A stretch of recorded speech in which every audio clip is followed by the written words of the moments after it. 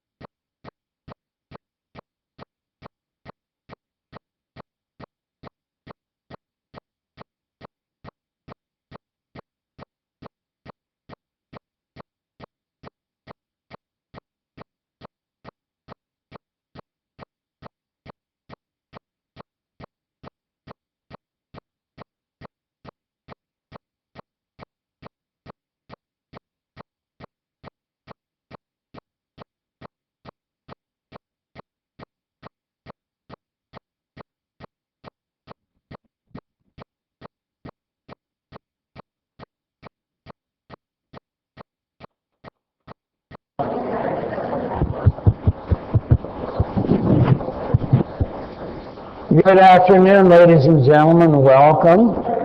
As you probably know, we kind of break up the council meeting into two sections, 4 o'clock for general consent calendar, a few things, and we go again at 5 o'clock for the main body of the council meeting for invocation and pledge of allegiance and some awards. There's some confusion today, so we had a group that's going to speak at 5 o'clock, but they thought it was 4 o'clock. So before I start consent calendar, I'll have a roll call, please. Mayor Wood? Yeah. Deputy Mayor Kern? Here. Councilman Sanchez? Here. Councilmember Feline? Here. Councilmember Feller? Here. With that, ladies and gentlemen, if you have a phone or a pager that makes noise, we put on a vibration or silent, and we'd appreciate it with that. Young ladies, walk up to the podium. It's your chance. I'm sorry. I know I was not on the agenda, but that was at 5 o'clock. But please, let's do it now, all of you.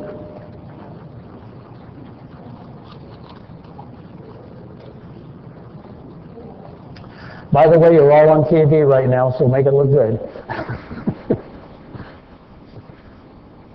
Pull the mic down so you can hear it. Thank you.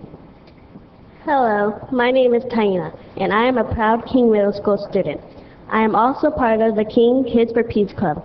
We are here today to say thank you for helping to make Oceanside a great city. We also want to let you know that we are we're doing our part to make our school and our community a kinder and more peaceful place to learn and live. We are powerful kids, and we are making a big difference. Thank you for supporting us. Thank you.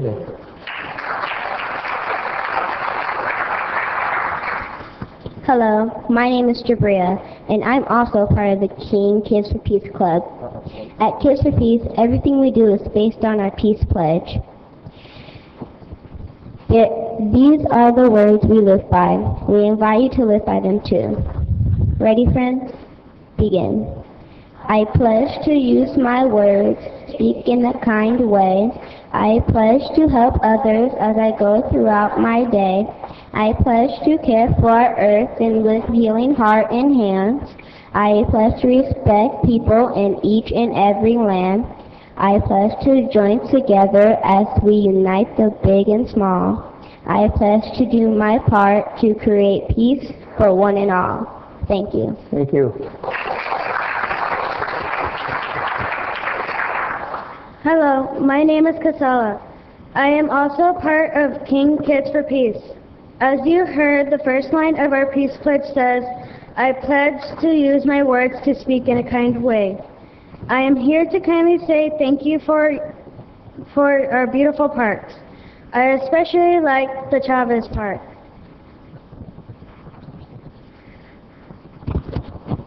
Hello, my name is Abby. I want to thank you for our awesome beaches and cool lifeguards who keep us safe.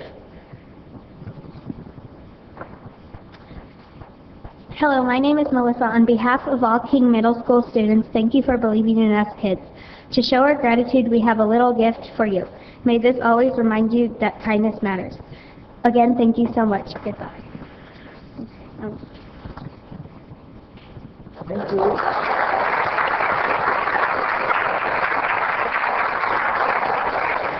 Ladies, you can leave if you have to, but I would like to have the adult supervisor come up to one of the podiums and tell us all about it and why you're here and who you are.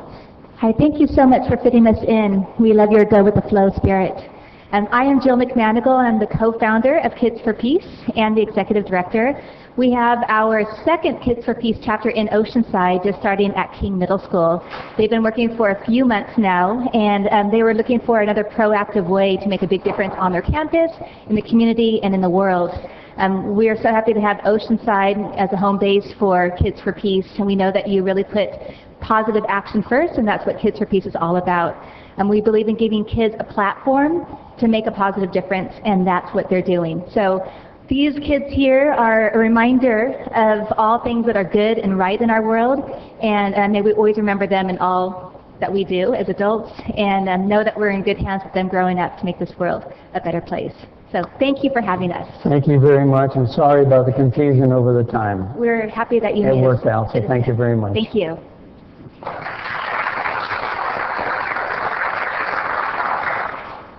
Mr. Clerk, consent calendar, please. Consent calendar items 4 through 12, and for note of the council on item number 7, there's amendment number 4 is a typo. It's supposed to be amendment number 3.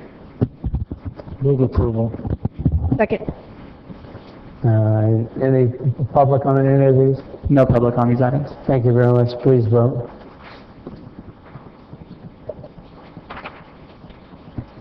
Motion approved 5-0. One more time, was that all of them that we covered? All of them?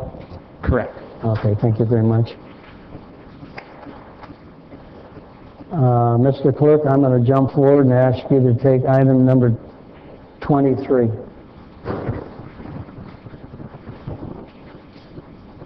Item number 23 is a request by Councilmember Feller for an update from the Ivy Ranch Park and their status and activities at this present time. Thank you. I thought this was an appropriate time to invite Tanya in from Ivy Ranch to let us know what is going on there, what's been accomplished in the last few years, and give her a chance to tell you what's coming up. So Ivy Ranch has been close to my heart for 25 years, so I think it's probably very appropriate to hear what their successes are now. Thank you. Good afternoon, City Council members and staff. My name is Tanya Daniele. I'm the Executive Director of Ivy Ranch Park.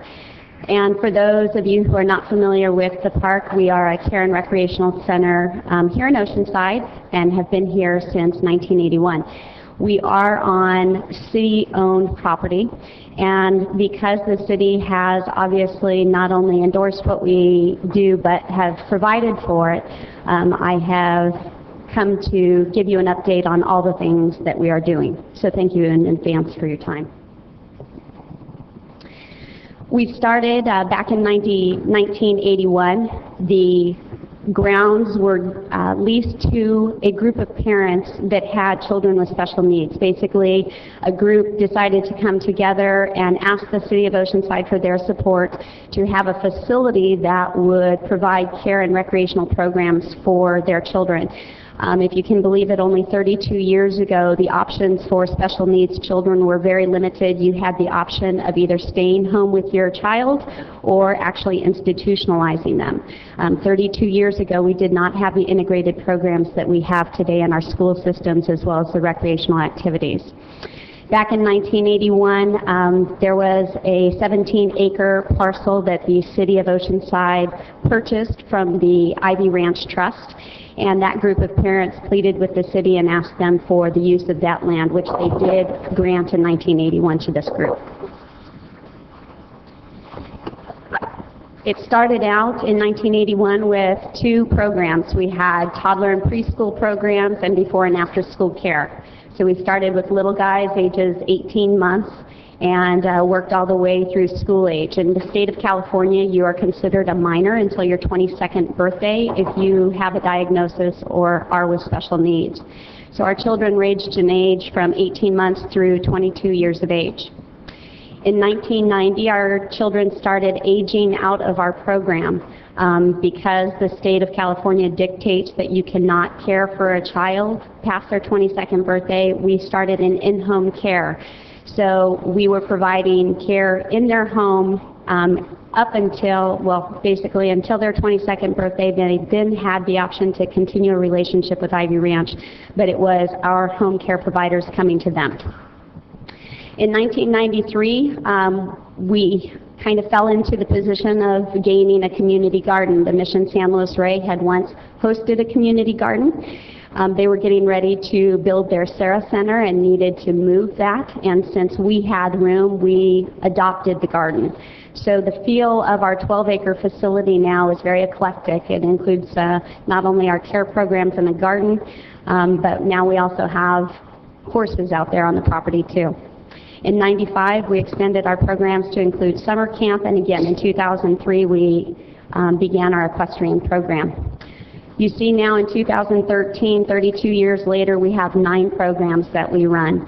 And again, our guys range from little guy, toddler, 18 months, up through adult and senior citizen. In our equestrian program, it has expanded into 4 different parts: therapeutic riding, able-bodied riding, horses for heroes, and our camp program has transitioned into a horse camp.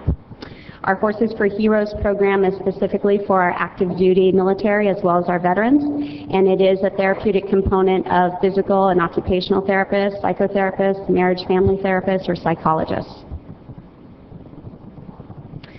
Our focus remains on children with special needs and those from low-income families.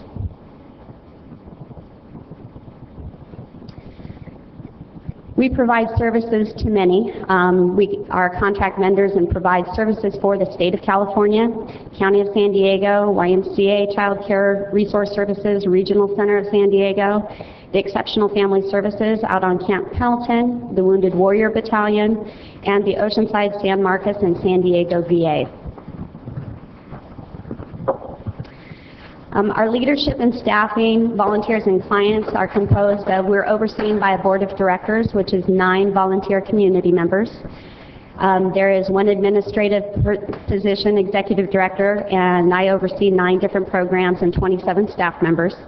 We are fortunate enough to have over 300 volunteers a year that donate over 8,000 hours to our programs.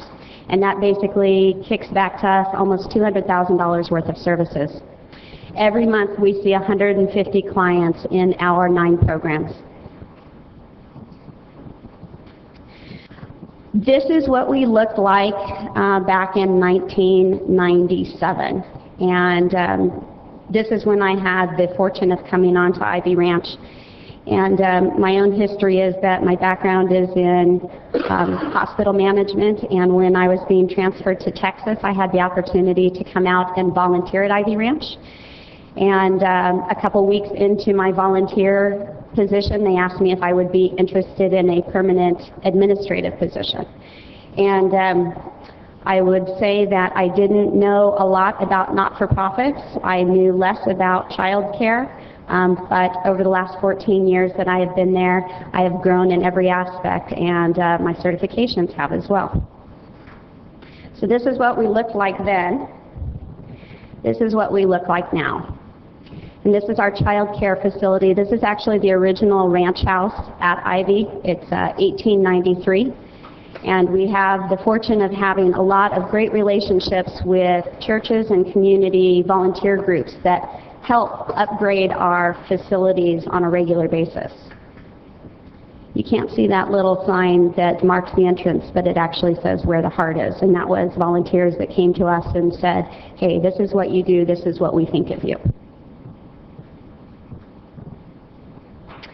These are pictures also from 1997 and 99, and these are the grounds facing away from the ranch house down to Canine Companions, which is also on the Ivy Ranch property. It shows a vast area, approximately 4.5 acres, that when we started our equestrian program in 2003, I was very eager to develop onto this property.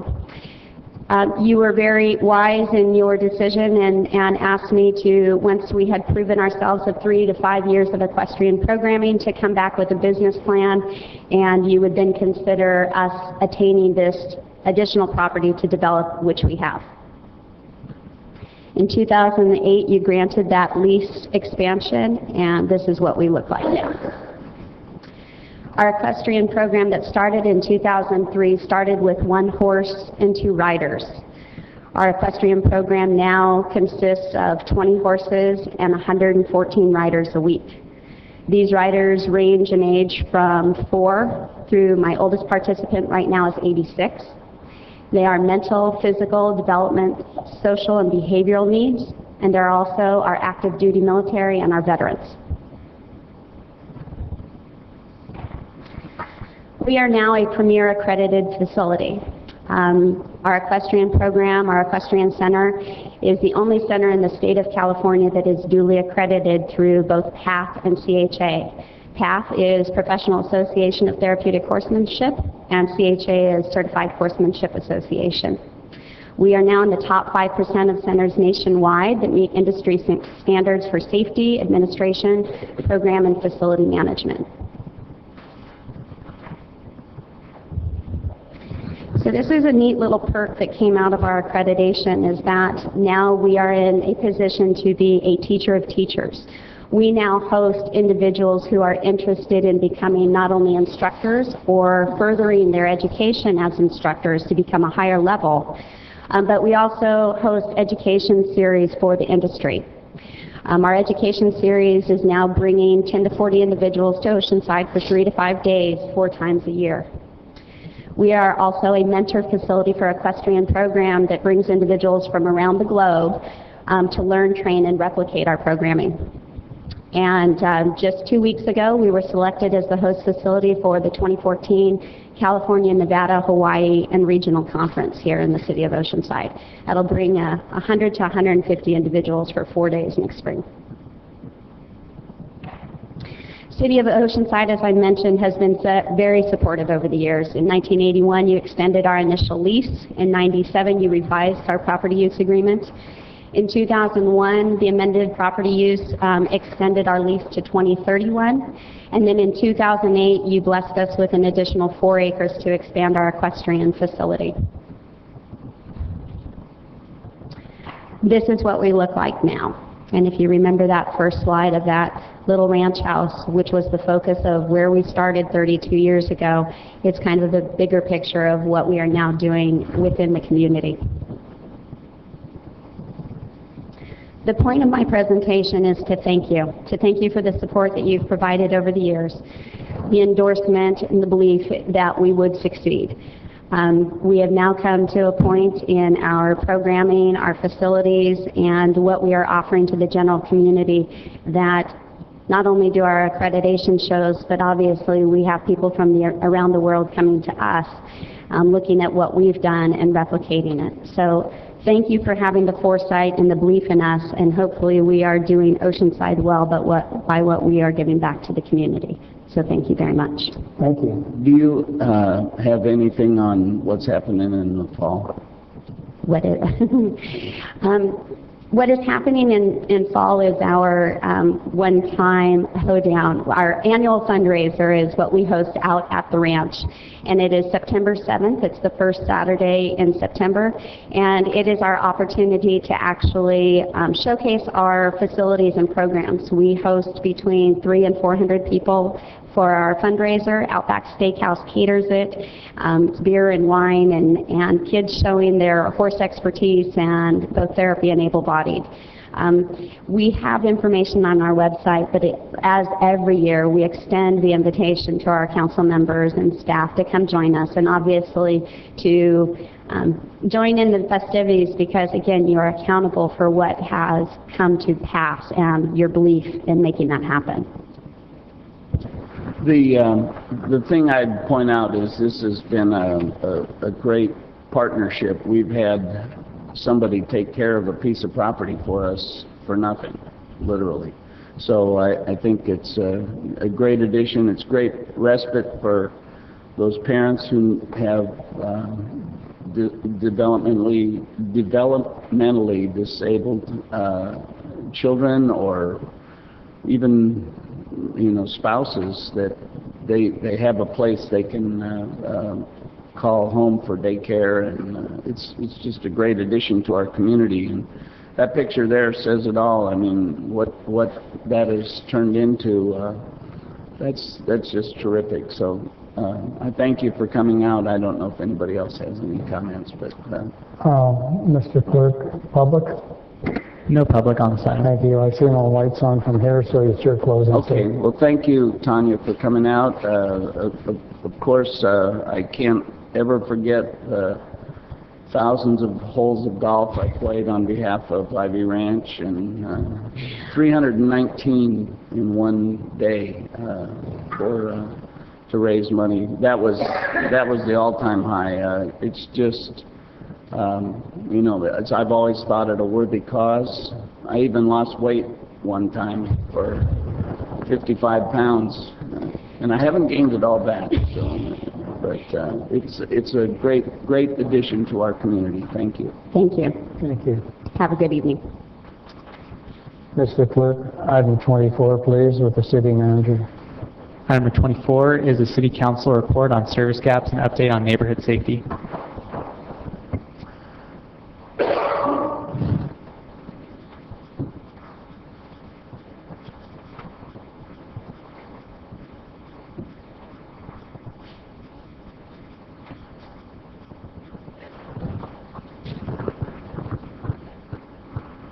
the 24th. Good afternoon, Honorable Mayor and council members.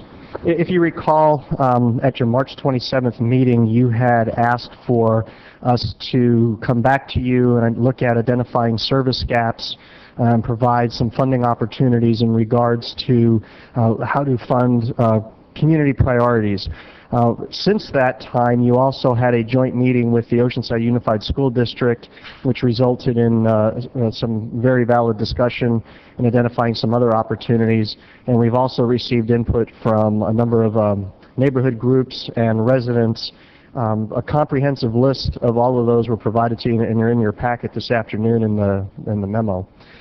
Part of what you'd ask us to do is evaluate those service gaps, allocate surplus from one-time revenues that we have, and a lot of that was provided, and with the input we received, and we recognize, as I think as well as you do, that there's just, unfortunately, there's not enough money to fund all of the programs that we're looking at doing, and also it's been made clear that although there are a lot of opportunities, and we also partner, I think you heard primarily during Brendan Mangan's presentation in regards to the partnerships we have with a lot of the nonprofits, with the school districts and other service providers, that we are not in a position to be responsible for everything.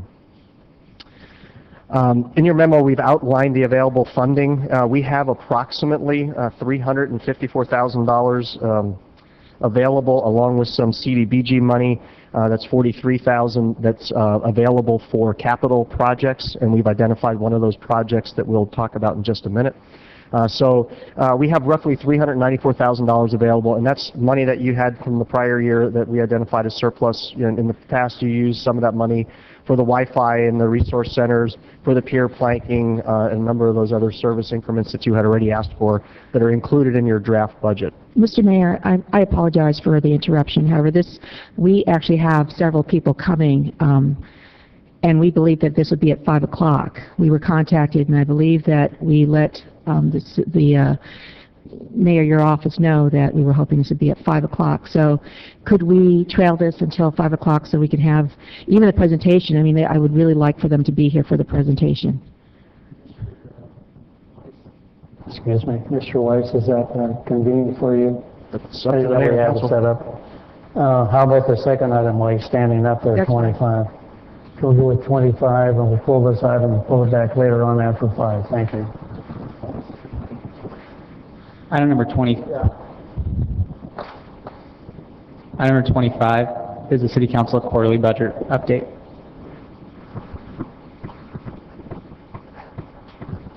Twenty-five is you, Peter, and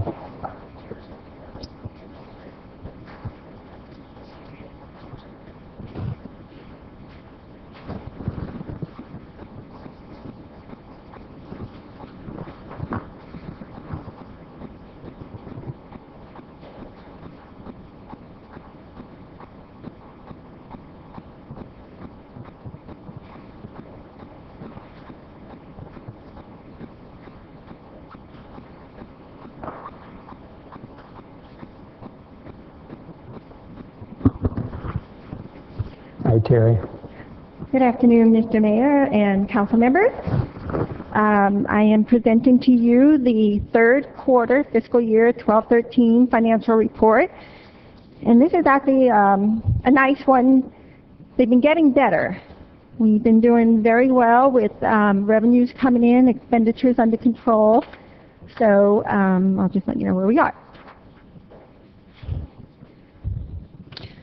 Back in January, the City Council amended the budget because we saw revenues were increasing. So what started out as a $116 million general fund budget has grown to $119, and after my presentation tonight, you'll see that it will continue to grow. On the revenue side, we have brought in about 65%, which is typical as of March 31st. A lot of the revenues do come in April, May, and June. We have all our franchise taxes, property taxes, remaining sales taxes. So we certainly anticipate reaching our target. On the expenditure side, we have spent 73% as of the third quarter. The council has previously allocated reserves and surplus revenue to some other programs, including some refinancing and debt prepayments, which is in accordance with your council policy of how to use one-time dollars. Okay. On the revenue side, our property taxes are 60%. But as I mentioned, we get a big payment in April, so we do anticipate an increase there. We're doing very well also with our sales taxes. They continue to grow. We just had a meeting with our sales tax consultant a week ago, and the trending is just there. It's very good.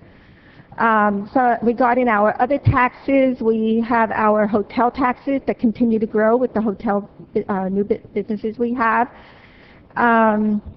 Licenses and permits is a small portion of the overall budget, but you can see that we brought in 92% so far, so we're continuing to see growth there. Within that category would be your building permits. Fines and forfeitures, a little shy there. Let's see what's out. Use of money, that would be your rentals, your interest earning. Intergovernmental, very small amount, but we're not quite there on target.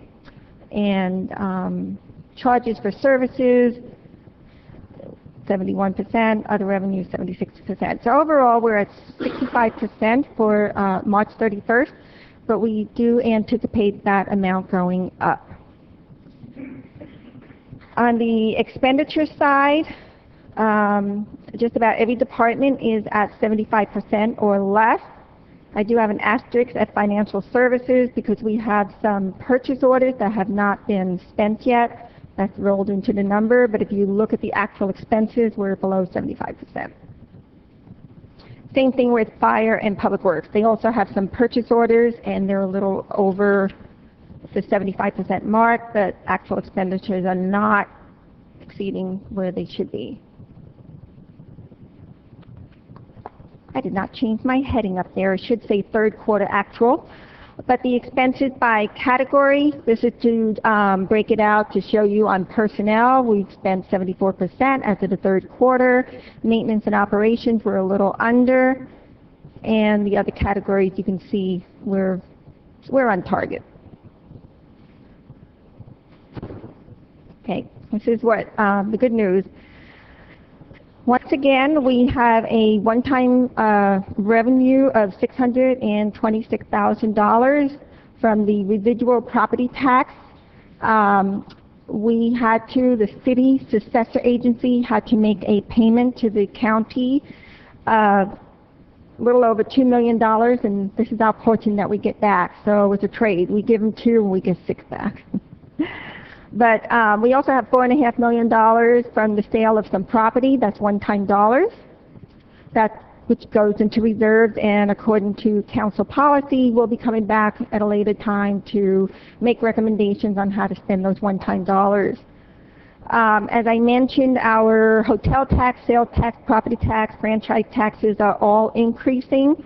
So for the quarter, we are making a recommendation to increase that revenue over $1 million, which is looking very favorable when we go to the 13-14 budget. We have included that consideration. There are other miscellaneous revenues that went up, some went down, they sort of negate each other. They are in your report in the back. I just didn't itemize them all. But overall, the revenue is going up $6.2 million. And on the expenditure side, there are some requested adjustments to increase the budget $66,000. With that, I am available to answer any questions. Thank you, Carrie. Have a seat at the sidebar. Maybe be easier, please. Public. We have one member of the public wishing to speak on this item. Jimmy Knott, you can come forward this time. Mayor, council members, Jimmy Knott, 127 Sherry Lane, as I normally do, speaking on the budget. And as I normally do, speaking as a question is I did not see, at least I did not see as quickly as it went through, is how much we have built up to pay back on our reserves. I did not see that. Question number 2, a question that council majority has always put forward, is the coverage for the unfunded portion for PERS. I did not see that allocation. That has been a request that you have put forth in the past. I do not see that put forward in this budget. And that has been a question that has been a standing request that you have put before staff, and that was not included as well. Also, I do not see as something which I have always requested, a maximum optimistic budget and a pessimistic budget, which I believe should be preferred and prepared. Thank you. No further public at this time. Councilmember Sanchez, please. I'm sorry, I didn't realize my light was on. Sorry. Okay, Councilmember Feller. The expenses, I lost track of it, but it was on the slide that showed the $869,000 decrease. Can you explain a little for the public what the decreases would be? Other miscellaneous revenue decrease?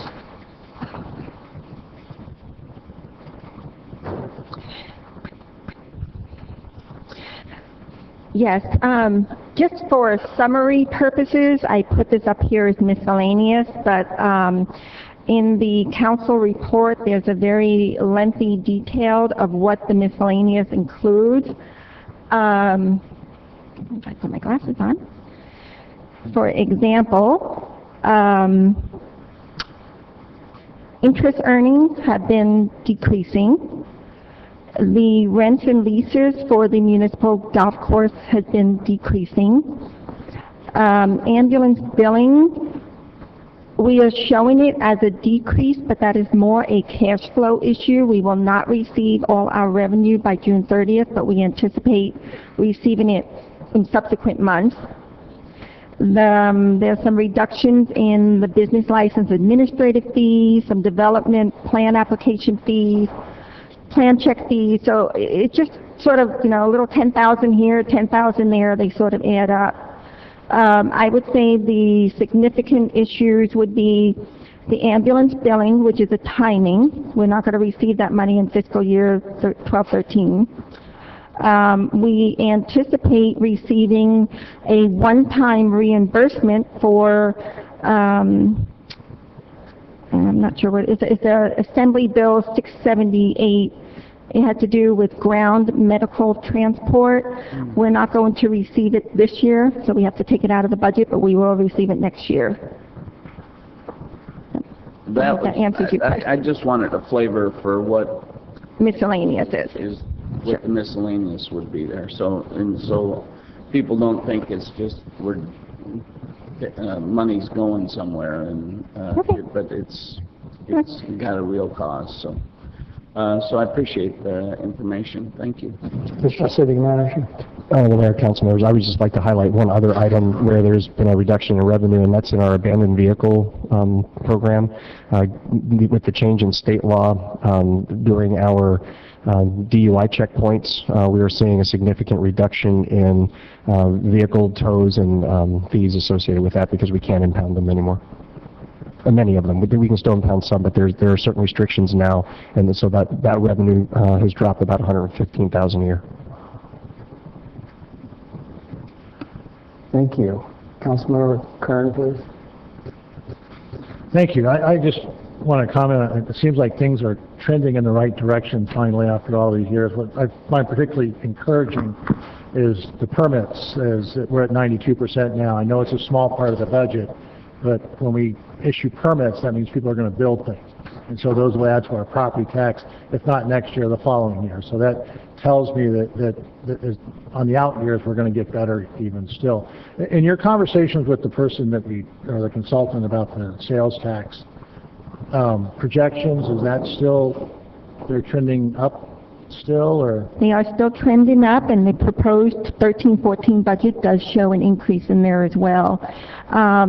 We're looking at our general merchandise is growing. Of course, fuel always is a thing. Restaurants are doing very well. It's actually a trend because they're saying the younger generation likes to eat out. They don't like to cook. So those are good trends and indicators. So we are definitely seen an increase in our sales tax. Oh, good. Thank you. I just wanted to point that out because I think that's, we've been so pessimistic here the last few years that I think a little optimism is, we can actually do that. Be cautiously optimistic, but at least be optimistic. Thank you. I see no others, and thank you very much.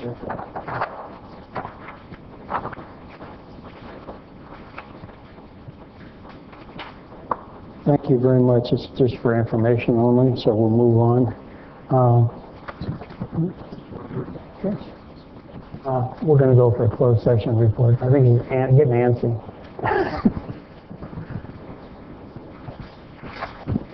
I might forget if we wait too long.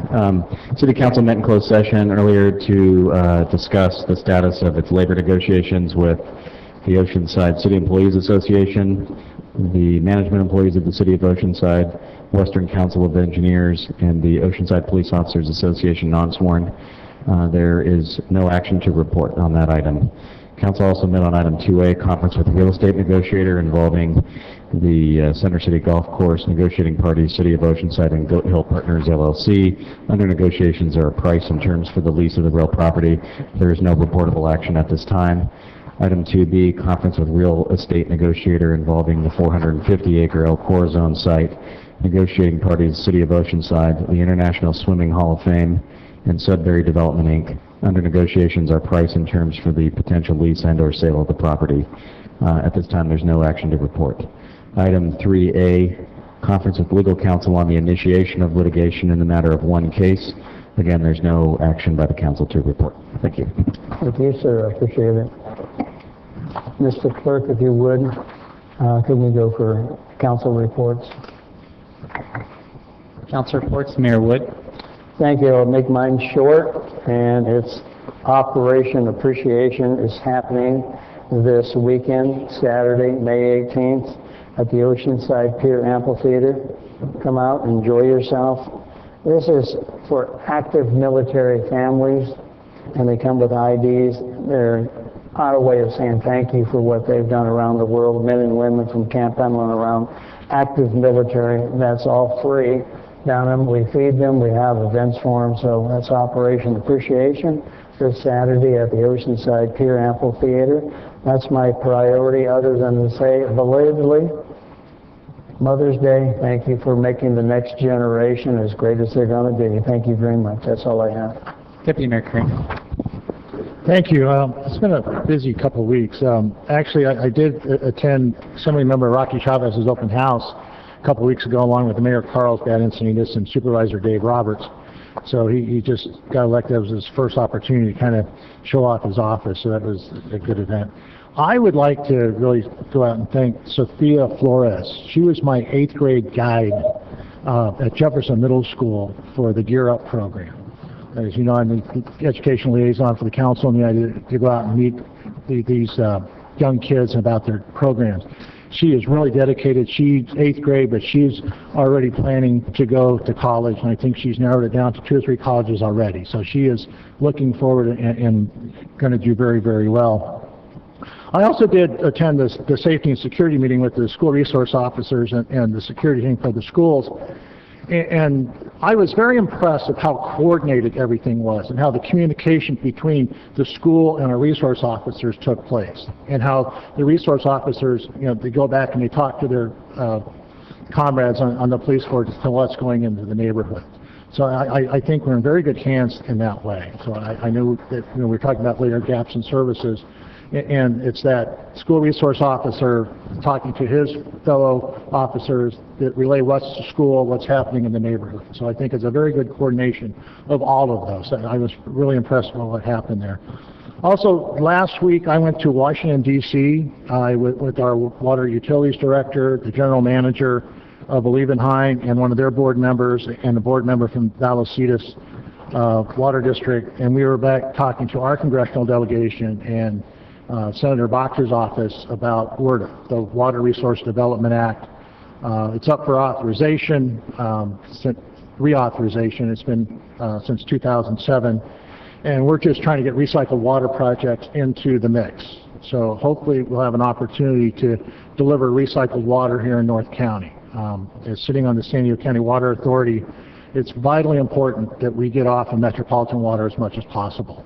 I know our council goal is to be 50% water independent by 2030. Right now, I think we're on task to do that by 2022. You know, our water utilities are working very hard to make that happen. And if we can get some infrastructure in place to deliver recycled water, we can make that goal even quicker and even higher. Like I said before, I think that Camp Pendleton sends 2 million gallons of recycled water out to the ocean every day because they have no way to deliver it to people that need it. So if we can actually get the infrastructure built to take some of that water at Camp Pendleton and deliver it to our parks and our golf courses and Eternal Hills, that gets them off of metropolitan water. So that really helps everybody in the region. So that's very important as we go forward. Next time I'll be able to update you on the lawsuit that San Diego County Water Authority has with Metropolitan Water District. I think things have been breaking in our favor down here in San Diego as far as discovery and what's required of Metropolitan to disclose, even though Metropolitan actually made this case in court that they don't have to abide by the Constitution of the state of California or any of the laws because we're Metropolitan. They basically said that in court. That did not go over well with the judge. So he compelled them to disclose how they set their rates. I attended the Libby Lake Resource Fair. It was a good event, widely participation by a lot of people in the neighborhood. The mayor and I were at the Heritage Park, Friends of the Park. Their fundraiser was pretty good. He mentioned Operation Appreciation. Also, Councilmember Feller and I had the opportunity to play in the Dan Vicente Memorial Golf Tournament on Monday.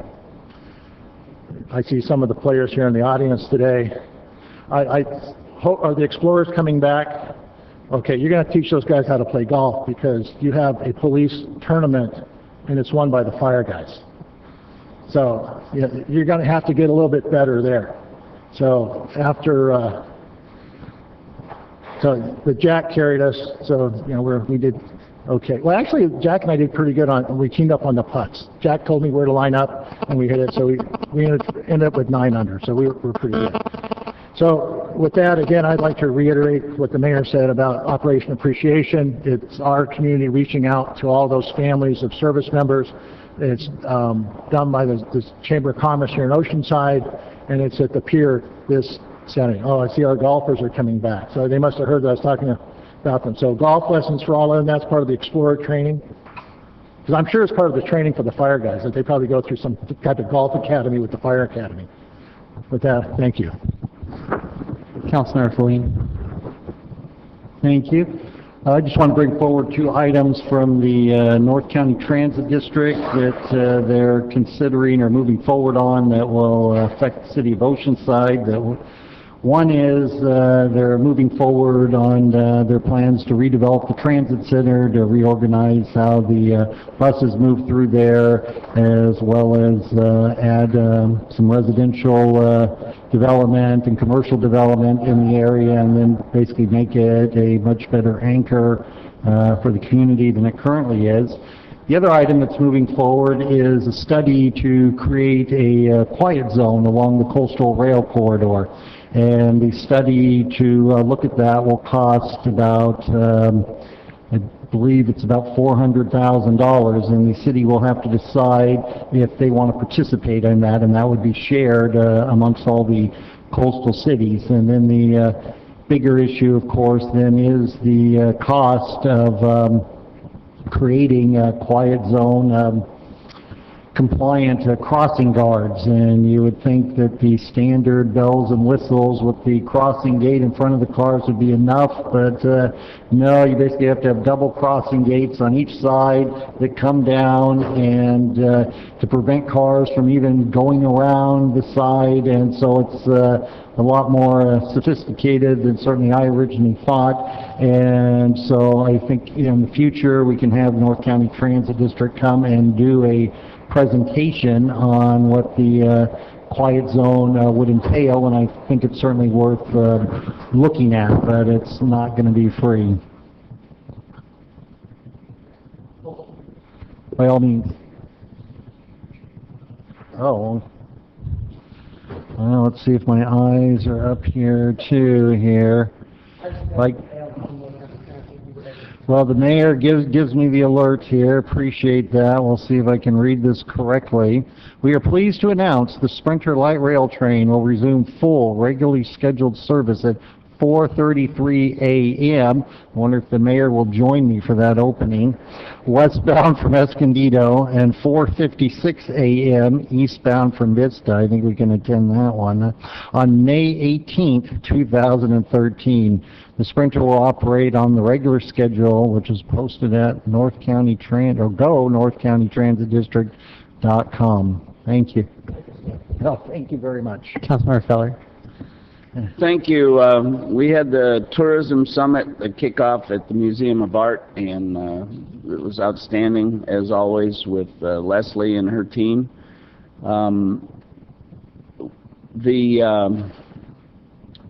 There's just a couple of things. I did want to mention Operation Appreciation as well. It's a big deal coming.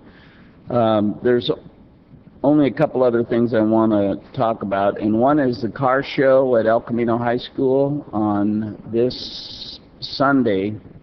You can register at the gate, $25, and you get a breakfast with that, and hopefully the entire campus at El Camino will be covered in cars, and so it will be a great event to see the 65 GTOs and the Mustangs and the real muscle cars of the past, and it's a lot of fun. On June 1st, Tim Ware and his staff have organized a men's rally at El Camino High School in the Truax Theater, and they have the featured speakers, Nick Hundley from the Padres, Chilky Luna from the Sockers, and Sergeant Major Ronald Green from Marine Corps Base Camp Pendleton. And it's a free event. It's getting men back in the game, and it's the idea is working to inspire men and fathers to lace up their spikes in the game of life. Kind of aside there is I think it's you get a free continental breakfast and a free lunch, but it's really getting the dads back involved with their parents, and I applaud Tim and the school district for getting this going. Small boys become big men through the influence of big men who care about small boys. So it's just the beginning of an important step to get people involved. So and it's free. So look forward to seeing all of you there. And that's all I have. Thank you. Councilmember Sanchez. Thank you. I attended a really great, unique workshop that was sponsored by the California Coastal Commission on agriculture. There were some pretty good experts that did some presented their papers. One of them was Undersecretary of California Department of Food and Agriculture, Sandra Schubert, who said some really kind of significant things about agriculture. First of all, that California produces over 400 kinds of agricultural commodities, 400. Most are year-round in the coastal area. It amounts to $43.5 billion. $43.5 billion, and it has continued to grow despite economic times. This is a really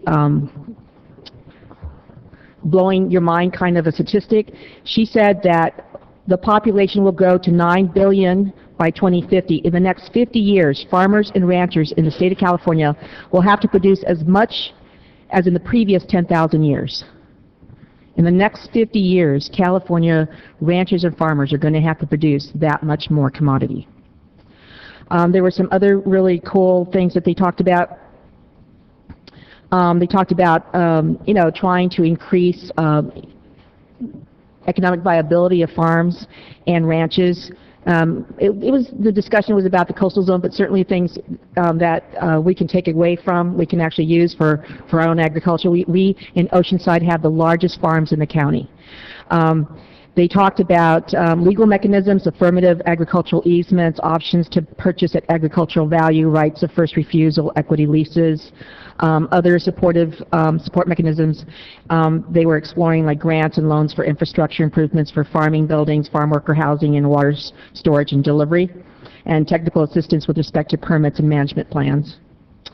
And this thing they talked about value added, and that's where, like say some of the dairies are doing cheese and butter, and they're actually doing the manufacturing on site versus having manufacturing go off.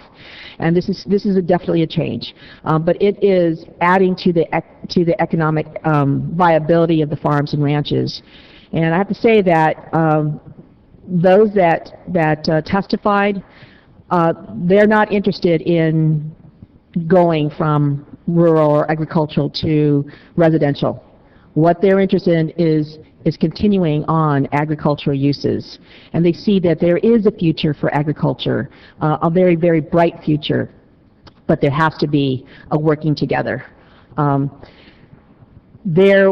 I had also attended a conference called Latinos for Water conference in Los Angeles, and we had some pretty good speakers there. And it was interesting to see those farmers and ranchers that were coming, say, from the middle of the state, and then counterposed to, like, say, LA. A lot of the LA representatives that were there. This is all elected officials. So there definitely is this need to continue to work together to resolve the water issues for our farmers and for our urban uses. I continue to meet with parents and students regarding our, as the education liaison for the city council. I continue to meet with parents, teachers, to come up with creative ways of, with less funds, doing a lot more. And finally, I wanted to announce and encourage everyone to attend the North County LGBTQ Center, Resource Center Annual Gala that's happening this coming Saturday, 6:30 at the Oceanside Museum of Art. Max Disposti has done a wonderful job in increasing awareness and education for the LGBTQ community, and last year, I believe last year was the first one, and it was very successful. And so if you can donate to the cause, which it is a nonprofit, so you will be able to use it as a tax donation, or just go ahead and come. That would be really great. And happy Mother's Day to all mothers in Oceanside, and especially at a time when we're looking at graduation coming up, and there's a lot of excitement within our families. Thank you. Mr. Keller, go ahead. I just have one other thing. I'd be in trouble if I forgot, and that is my oldest granddaughter turns 21 Friday, so I just wish Alyssa all the best and sanity. Once you turn 21, I hope you don't go crazy. Thank you. Actually, I'm sorry. We do have, Mayor, did you announce Memorial Day, the Vance Resource Center Memorial Day on Monday, 27th? Did you announce that? No. Okay, so that's at 10 a.m. And then finally, Vista High School Celebration of the Arts Performances on May 28th, 5 to 8 p.m. Thank you. Ladies and gentlemen, we'll take a 10-15-minute break to set up some things. Welcome back, and that's the main part of our council meeting. Quick break. You haven't been here before. Out the doors, up the stairs, water, and restrooms. Thank you.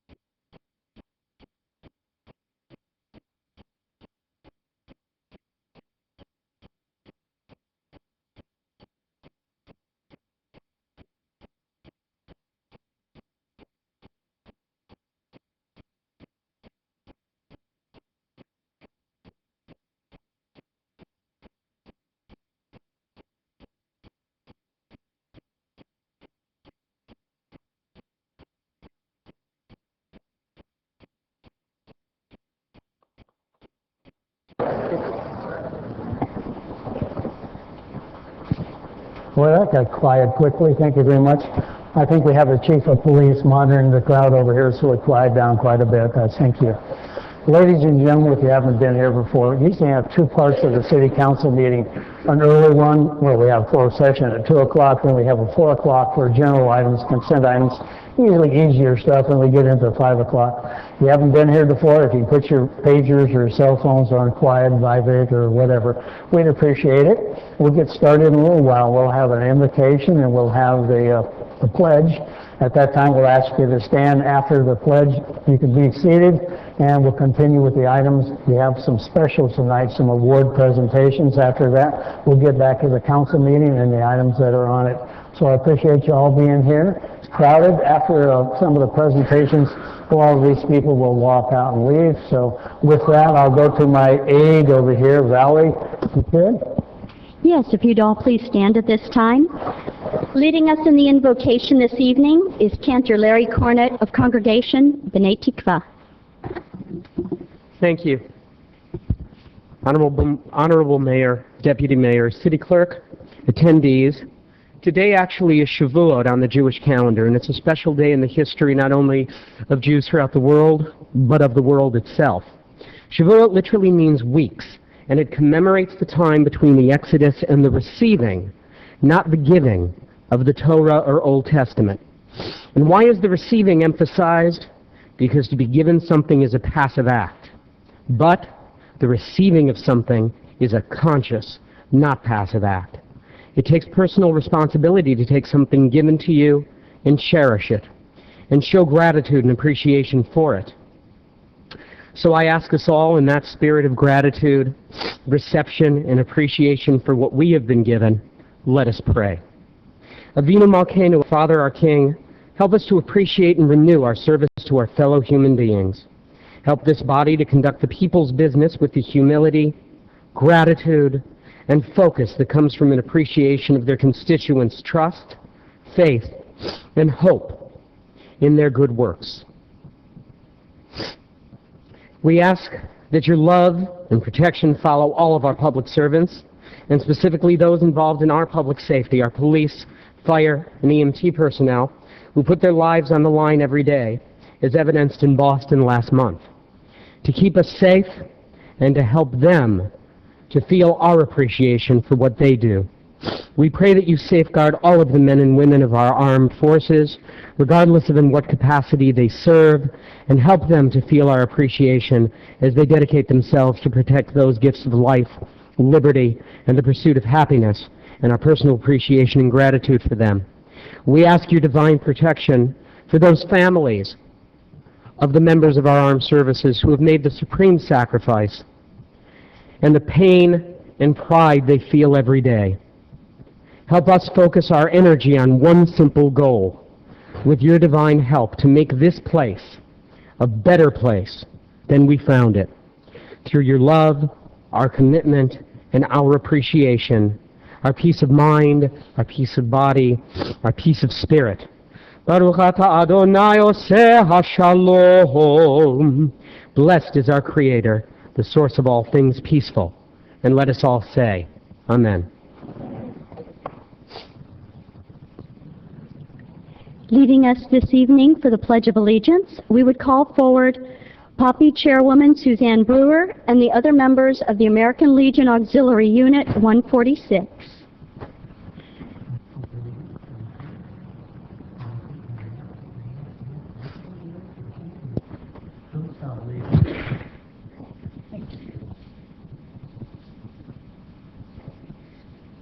Ready? Begin. I pledge allegiance to the flag of the United States of America and to the republic for which it stands, one nation, under God, indivisible, with liberty and justice for all. Please be seated. Thank you. I appreciate it. She's going to read that first, and you girls get the mic. Proclamation in honor of Poppy Days. Whereas America is the land of freedom, preserved and protected willingly and freely by citizen soldiers, and whereas millions who have answered the call to arms have died on the field of battle, And whereas a nation at peace must be reminded of the price of war and the debt owed to those who have died in war. And whereas the red poppy has been designated as a symbol of sacrifice of lives in all wars. And whereas the American Legion Auxiliary of Oceanside, Unit 146, has pledged to remind America annually of this debt through the distribution of the memorial flower.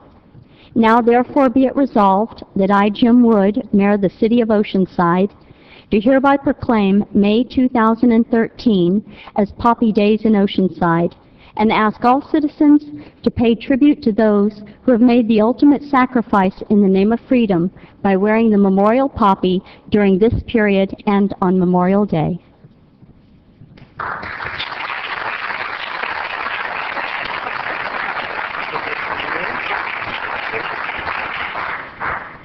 Thank you. This is the one and only money raising, excuse me, I'm sorry, that we do during the year to raise money to help our veterans and to help our auxiliary. The objective is to provide disabled veterans with an income and rehabilitation activity and to remind Americans of the sacrifices of their veterans over the years. Donations received by the auxiliary volunteers for the poppies are used exclusively to assist and support veterans and their families. The history: in 1923, the poppy became the official flower of the American Legion family in memory of the soldiers who fought on the battlefield during World War I. The poppy was a famous wartime poem in Flanders Fields by Lieutenant Colonel John McCrae, M.D. In Flanders Fields, the poppies blow between the crosses row by row. Thank you.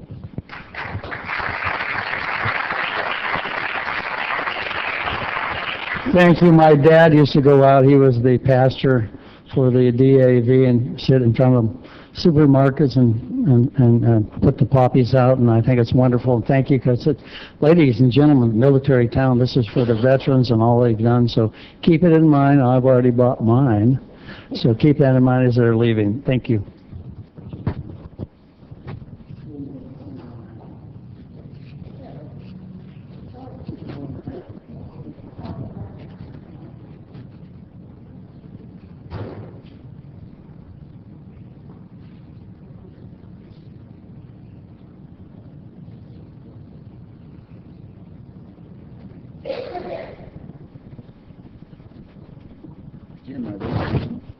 That's right, ladies and gentlemen.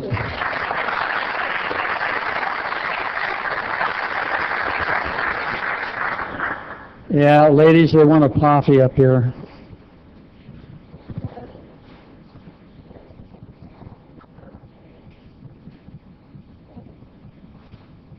Thank you all, ladies and gentlemen. I appreciate it. Good cause. With that, our first presentation for the evening is our Employee Service Awards. And at this time, we would call forward Alicia Hicks with our city's Human Resources Department to start us off.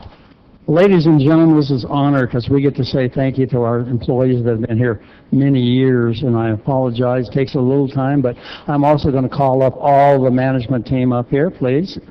That means everybody who's got something to do with the city and the management, come up here and form yourself around the dais up here, and we'll get going from that. How are you tonight? I'm good, thank you. I'm doing good.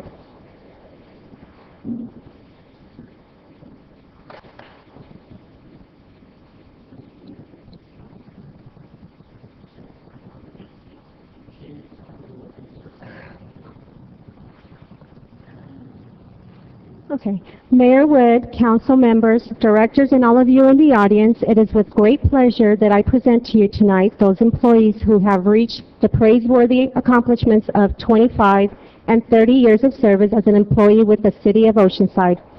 Let's begin with the 25-year recipients. When I say your name, please come forward. Mark Sheldon.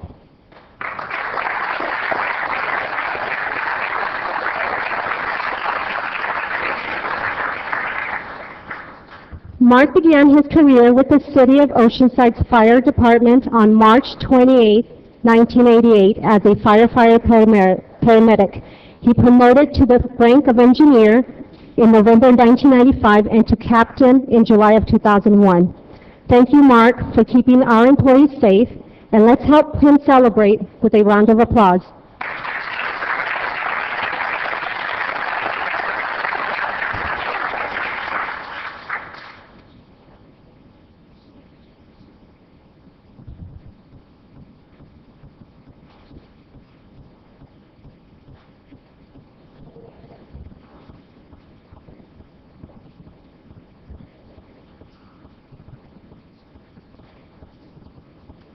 Thank you, Mark. Next up, we have Tom Agigi.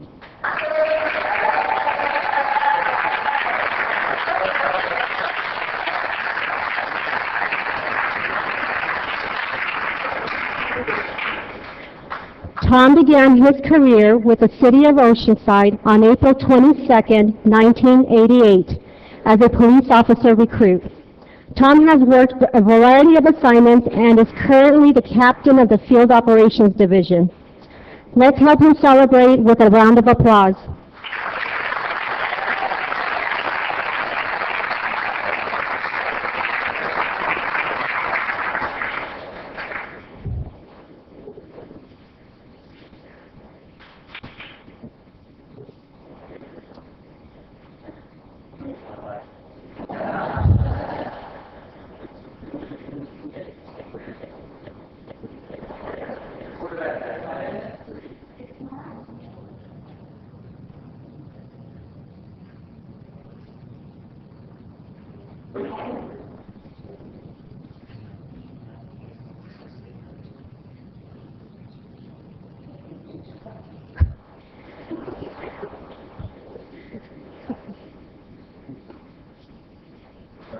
Thank you, Tom.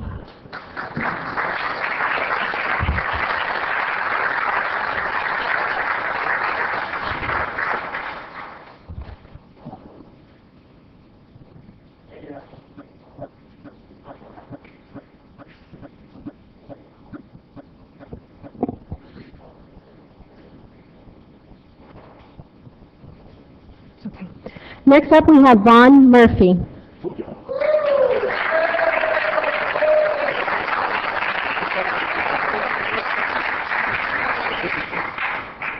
Vaughn began his career with the City of Oceanside on May 23, 1988, as a Maintenance Worker 1. Vaughn is currently with the Public Works Department as a Maintenance Worker 3. Let's help him celebrate with a round of applause.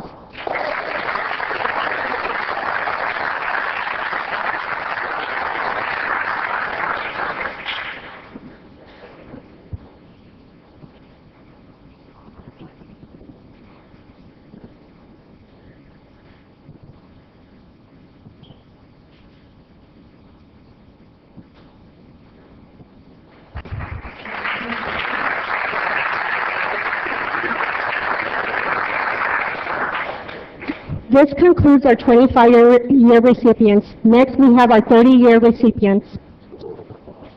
Dusty Nguyen.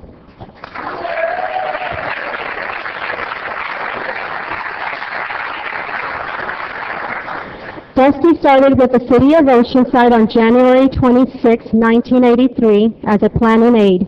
Dusty is currently working in the Water Utilities Department as an engineering assistant 2. Let's help celebrate with a round of applause.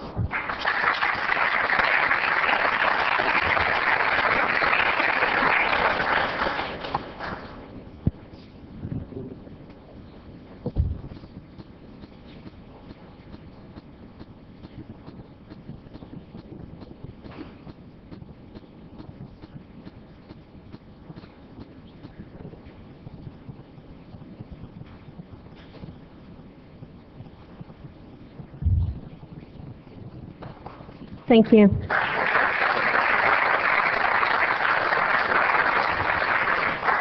Our last recipient for the evening is Fred Gonzalez.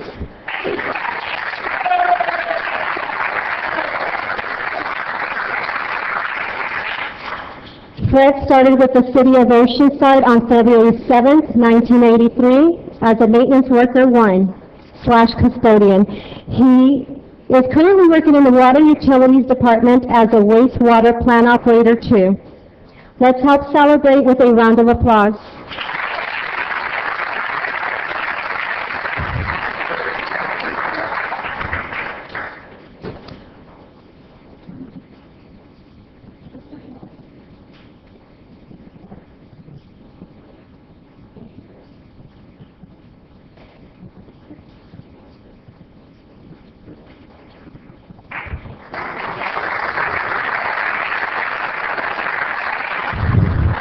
This concludes our presentation.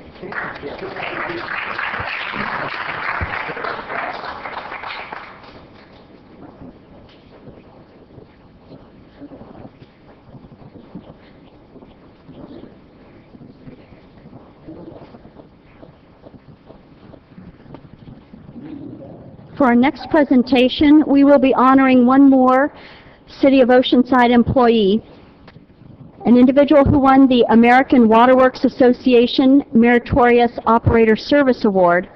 And to present that award to him tonight, we would call forward Rosemarie Chora, who is our Water Utilities Manager at this time, into the dais circle. And along with her, this year's recipient of the award, Robert Gutierrez, who is the Distribution Supervisor for that department.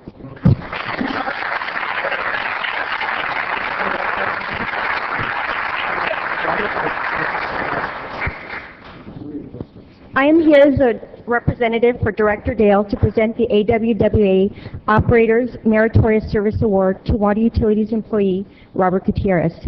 Established in 1881, the American Waterworks Association is the oldest and largest nonprofit, scientific, and educational association dedicated to safe and sustainable water in the world.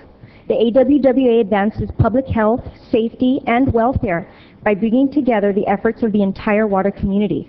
The award that I am presenting Mr. Gutierrez has been awarded by the California-Nevada section of the AWWA, which is the largest section in the country with over 7,000 drinking water professionals. This award recognizes special performance by operators for compliance with public health standards, system maintenance, development of new ideas, training, outstanding achievement beyond normal operating responsibilities, consistent operation of plants, distribution lines, pump stations, and reservoirs. Mr. Gutierrez has been recognized for his skill and deep commitment to ensuring the distribution of safe water to the City of Oceanside's customers. Mr. Gutierrez has also been active in the department's Emergency Preparedness and Response Program. He is responsible for NIMS compliance training and for maintaining emergency supplies for the department. He has risen to the position of Operations Chief for the San Diego County Type 3 All-Hazard Emergency Management Team. Mr. Gutierrez's expertise has led to stronger relationships throughout the city and a greater overall level of preparedness. It is with great honor that I present this award to Mr. Gutierrez and thank him for his dedicated and unwavering service to the City of Oceanside. Let's hear it, folks.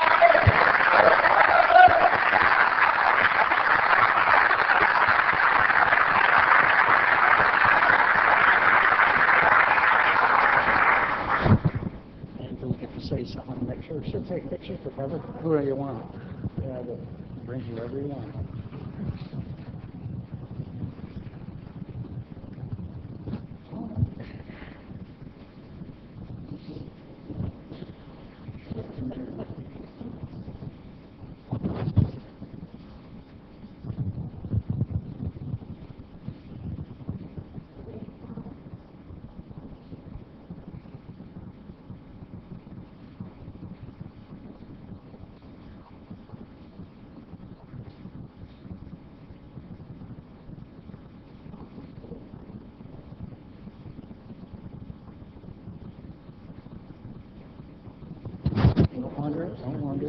Hold on.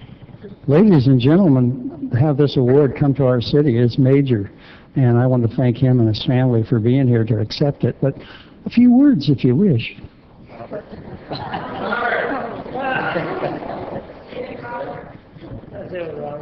This award came, I was a real shock to me, and I was very surprised to get it. There's a lot of things I do for the city and other departments, and I do it because it's just what I do. And I don't do it for awards. This was a very nice recognition, and I appreciate it and everything that everybody did so I get this. Thank you.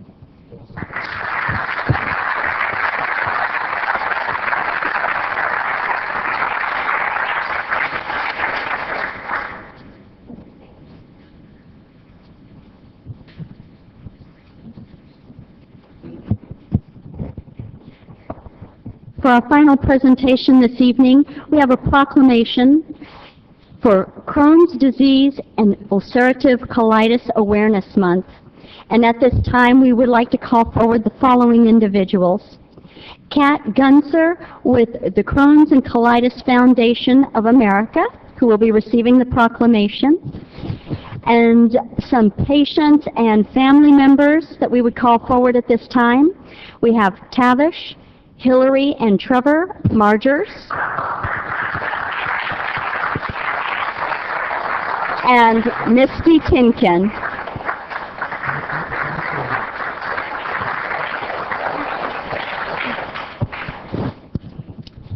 Proclamation in honor of Crohn's disease and ulcerative colitis awareness month.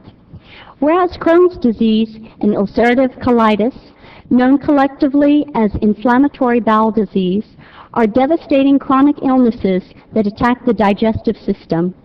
And whereas more than 200,000 Americans are living with inflammatory bowel disease, with 150,000 of these individuals being children under the age of 18.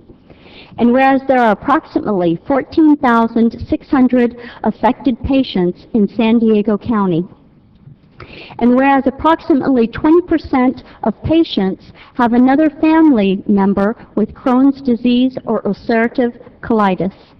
And whereas inflammatory bowel disease has a significant emotional and physical impact on patients and their family members. And whereas Crohn's disease and ulcerative colitis are not curable, but there are treatments to assist with the symptoms. Now therefore be it resolved that I, Jim Wood, Mayor of the City of Oceanside, do hereby proclaim May 2013 as Crohn's Disease and Ulcerative Colitis Awareness Month in the City of Oceanside.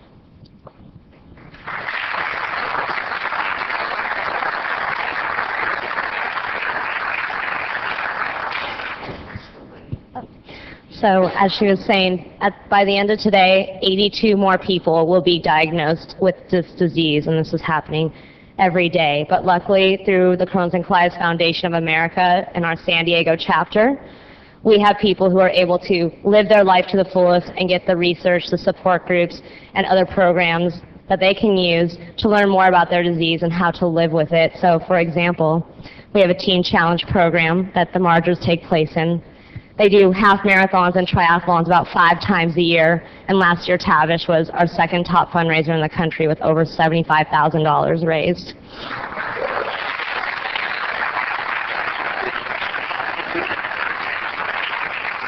Even Trevor, who suffers from Crohn's disease, was the top fundraiser for our 10K team back in December, and Misty just took part in our Take Steps Walk, which raised over $106,000 this past Saturday, which is, last year we only raised $47,000, so this is huge for us, and we're very excited. Thank you, Misty and the Margers. It's very important. It's called knowledge and knowing what's out there, and we appreciate it, but a proclamation from the City of Oceanside, if I may.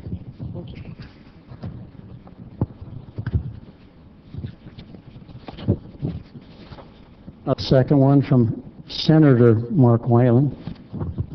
Thank you. A third one from State Assemblyman Rocky Chavez. So all of you, so everybody was interested, and thank you all for being here to make it more public and more knowing what's going on. I'll pass the mic to anybody else who wants to speak. Ladies and gentlemen. Thank you all for taking a few moments to listen to us talk about this. My son here, Trevor, has Crohn's disease. He's had it now for 3.5 years, and he's had it for 3.5 years, and it's a disease that affects kids. It affects adults. It's not poor or rich. It's not black or white, and the more we know, the better we're all going to be off for it. Kat mentioned, I helped raise $75,000 last year, and it's not enough. There's always need for more. Kids like Trevor get diagnosed. One of the girls that was going to be here tonight,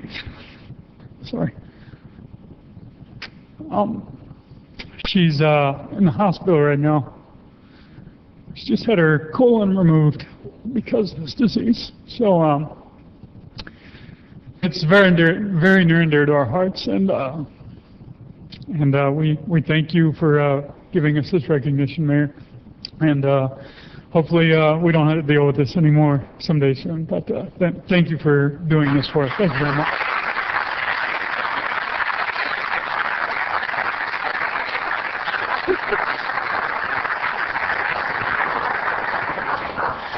I just want to say thank you to everyone here in the city. And I was diagnosed a year and 3 months ago and was hospitalized at Tri-City, and that's when I was recognized with Crohn's. And this foundation was there when I was deeply depressed. And you guys were phenomenal. And there are two things you can do when you have a chronic disease. You can either play the victim and blame God and everybody else in the world for it, or you can stand up and be an advocate for everyone who can't be as strong as we can.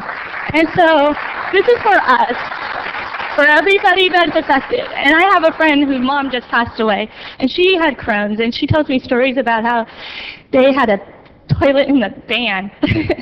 And so this is for Lizzie and Rachel Blumberg, who had to deal with her mom constantly having Crohn's and dealing with the difficulties that entailed on their families. So this is for anyone and everyone affected by any of these diseases. So thank you.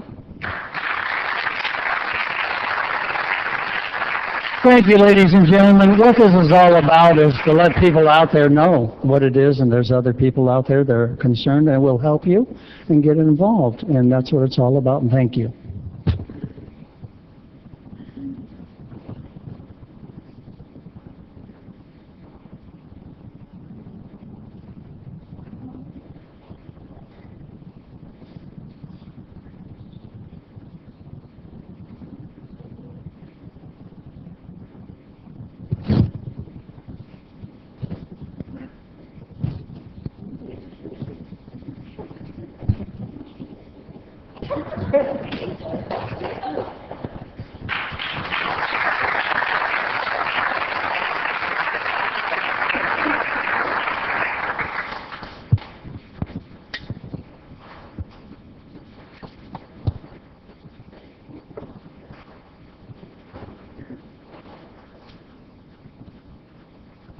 Thank you, ladies and gentlemen. We appreciate it when we give out awards.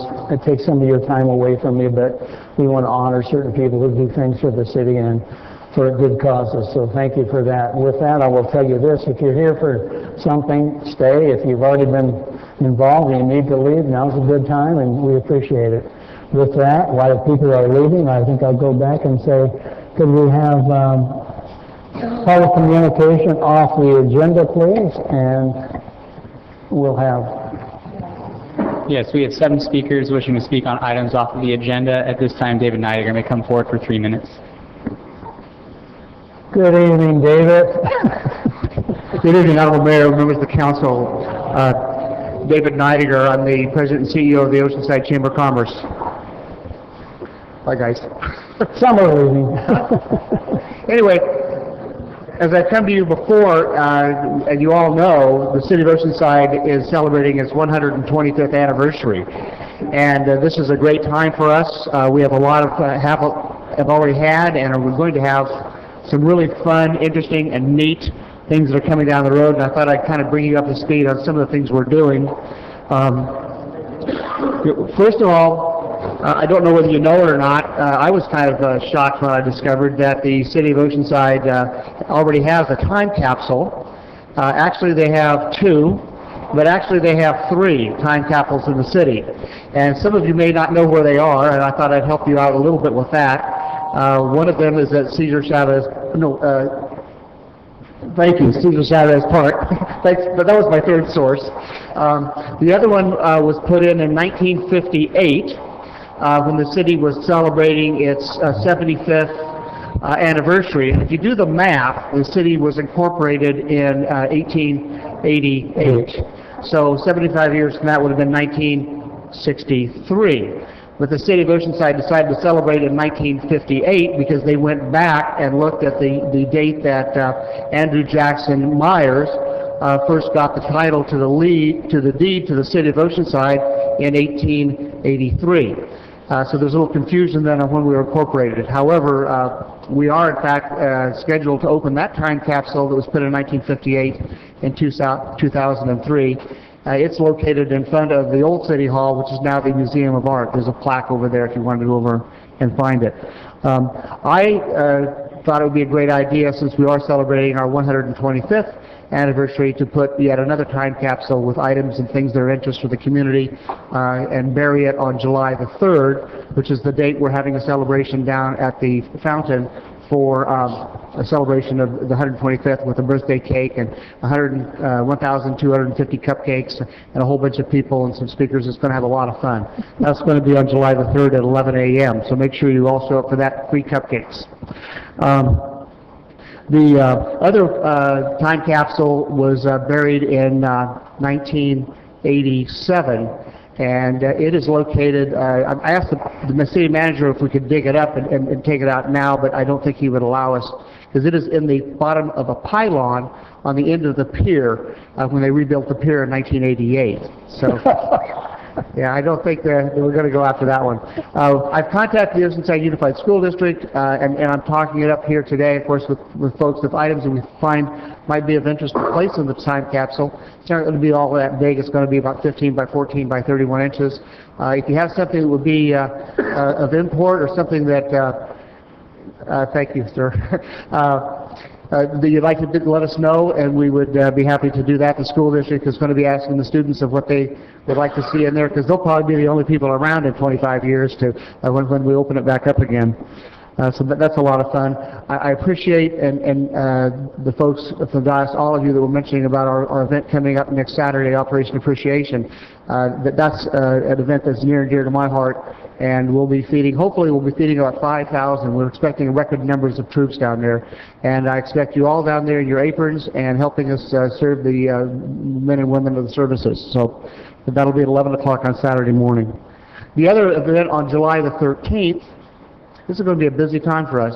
On July the 13th, we're having the City Celebrates 125th Gala, which is a black tie preferred event. We're having it down at the fountain area, and a great opportunity to come down and enjoy some really nice time with our great band and celebrate our birthday and find out what's going on in the city. We've asked people to speak. The mayor, you didn't know that, it's on your calendar already, I'm sure.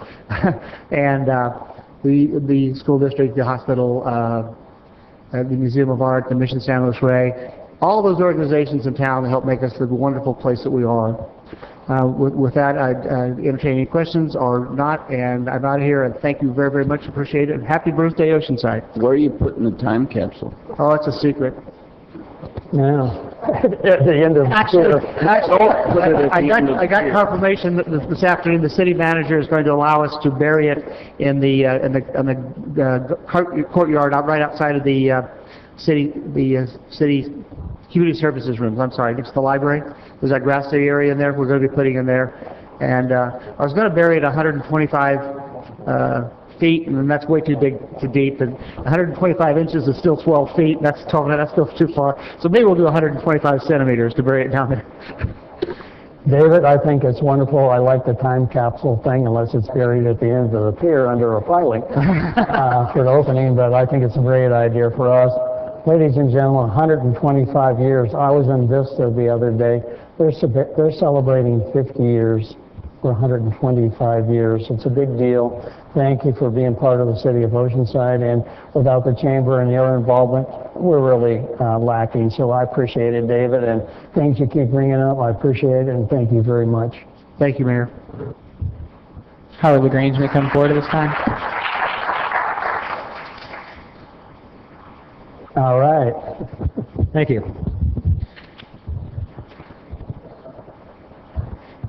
Honorable Mayor, and council members, and city staff, and audience, I'd just like to bring the attention to everyone here that on Friday we have Bike to Work Day, and Bike to Work Day is being sponsored by 5 different organizations within the city. We have performance bike shops at Plaza and SR 78. We'll have a pit stop from 6 a.m. to 9 a.m. St. Louis Ray Recreation Trail at Nance Buchanan Park, sponsored by Omega Bikes. Oceanside City Hall at the Water Features, sponsored by the City of Oceanside. Oceanside Transit Center, North County Transit, And the Oceanside Boulevard and Rancho del Oro is partnerships by our industry. Each of these pit stops are there to support and help cyclists ride to work in the morning. They'll have refreshments and along with T-shirts. Also like to introduce, I'm sorry I didn't introduce myself, Howard LaGrange and Jerry Edwards were the Oceanside Bike Committee. My apologies. I also like to bring attention to all of our bike commuters a couple ideas. First of all, I want everyone to be safe, so when you're riding out there, wear something visible, wear something bright. It's been proven that motorists who see you won't hit you. Almost every time we reviewed any type of incidents, it relates to the fact that the motorist says, I didn't see you. Be predictable. Don't swerve. Don't change lane positions until making sure it's safe. Third, be in the right position on the road. If there's a bike lane, stay in the bike lane. And last, obey the law. It's very frustrating for our community to hear a lot of cyclists that blow through stop lines and stop signs. That's the worst bike etiquette, and what we want motorists to do is allow us to be sharing the road with them. And it doesn't work real well when we don't obey the law. Also like to know, let everybody know that we have a free bicycle course. It's called Traffic Schools 101. It's held on a monthly basis, and you can either get hold of myself at howard@oceansidebikecommittee.org or the Oceanside Parks and Recreation Department. Give you the schedule of that. It's a free course, 3 hours in class, 6 hours on the road. Really teaches you how to integrate safely with traffic. Last thing I want to say about is wear a helmet. It's really interesting. I've worn a helmet almost all my life.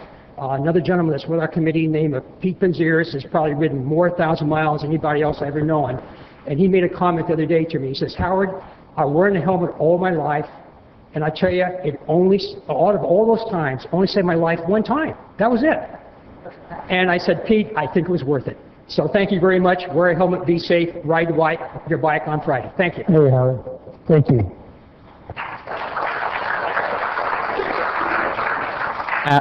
Alan Thomas may come forward at this time.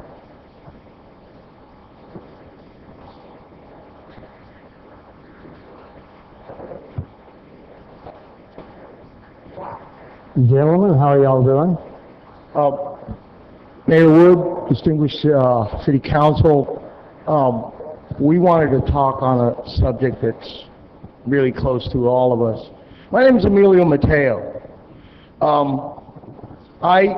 I came from Miami many years ago, '97, checking it out to see if I wanted to stay here. I fell in love with the city, this beautiful city, that has been a beacon of fairness in the North County, has been a true jewel, or as we refer to her as the Pearl of the Pacific. Anyway, I was fortunate enough to be an iron worker, work very hard, be able to work at Pachanga and come up with enough money for a down payment here in the beautiful city that I always loved and wanted to be a resident of. I am now, since 2001. What I want to talk about here is the ability to be a resident of this beautiful city and earn my money with projects by my hands here in the city of Oceanside. This number that we're holding up here is what has left Oceanside in less than 6 months from workers that are working on projects here in Oceanside. These are just 10 men worth in less than 6 months. The projects that are existing now are going to go on. There's, I understand, at least 3 more buildings besides the one that's going up. It doesn't take very much math or a calculator to understand that number leaving Oceanside every few months. And by the end of these projects, it will be into the millions. So I'm only asking a fair shake that Oceanside residents who live and pay taxes here and enjoy the pier like I do, I surf, I go golfing at Goat Hill, I want to stay and earn my money here. And I want the council and the mayor to understand that if they can do something to let workers who work here and live here and love the city, as I do, to be able to continue to do so. I thank you for your time. My name is Emilio Mateo, Oceanside resident. Thank you very much, gentlemen.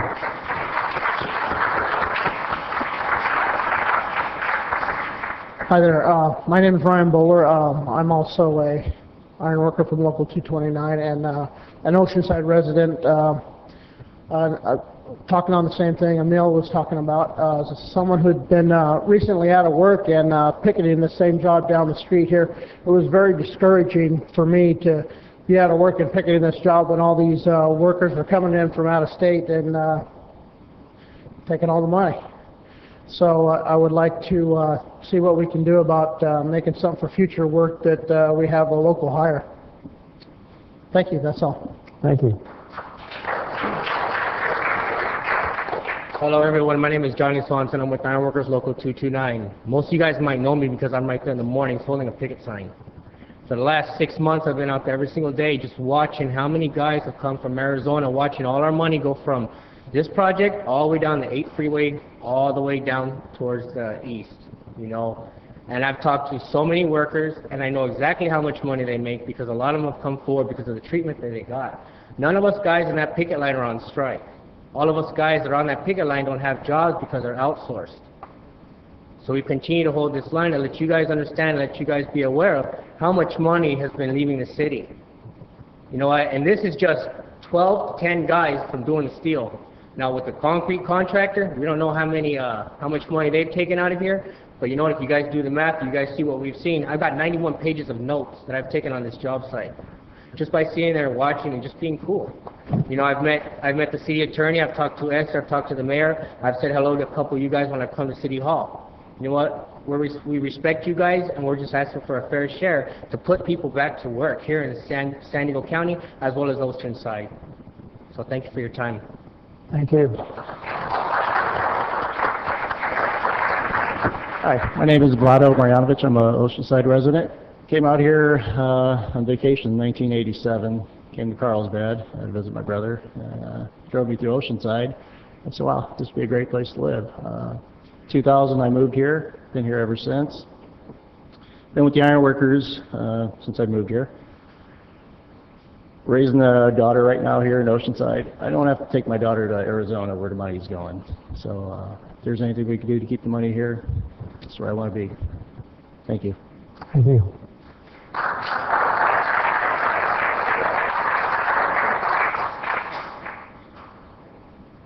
Thanks for listening. That's about it.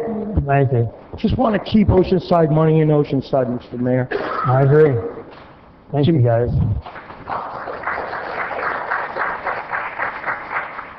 Jimmy Knott may come forward at this time.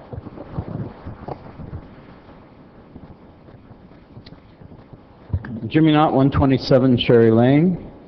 First off, I want to read from the May issue of the San Diego Westways magazine from the American Auto Club Association. Just about every evening, folks on the beach in Oceanside pause to watch the sun as it slips into the Pacific Ocean. The sand is awash in a warm red glow, and a quiet calm permeates the scene, disrupted only by a seagull's shriek or a child splashing in the waves.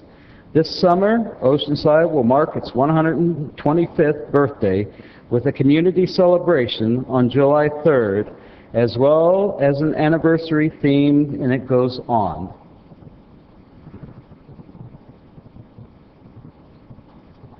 A whole page donated in their out and about section to Oceanside with their first page, and I wanted to bring it to your attention that we are the opening scene in their magazine. It's something to be proud of and something that everybody in the whole West Coast knows. The second thing is that this last weekend, I saw Mayor Wood there, is that at Heritage Park, there was the Heritage Day there, and it was the opening day to start bringing in funds to take and celebrate something that will be occurring this coming summer.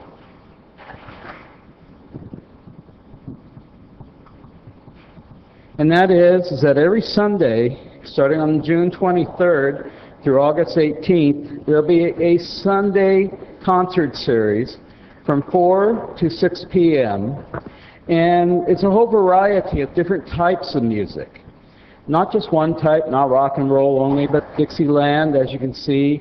And there's going to even be a couple of days where even you can participate. Any of the council members can participate even. A karaoke day on the 28th. And on the 18th, even the open mic day. If you have your own band, you can come down and play or just stop and sing. Mayor, we invite even you to come down and sing if you wish to. Then on another thing that is on here is on the third Friday of each month at Rancho del Oro Park, from June 21st on in the summer, there'll be an additional concert series. And we'll be starting off with the Safaris. And then that'll be followed up in July by the Mardells. So we want to make sure that in this summer that everybody has a chance to relax and enjoy.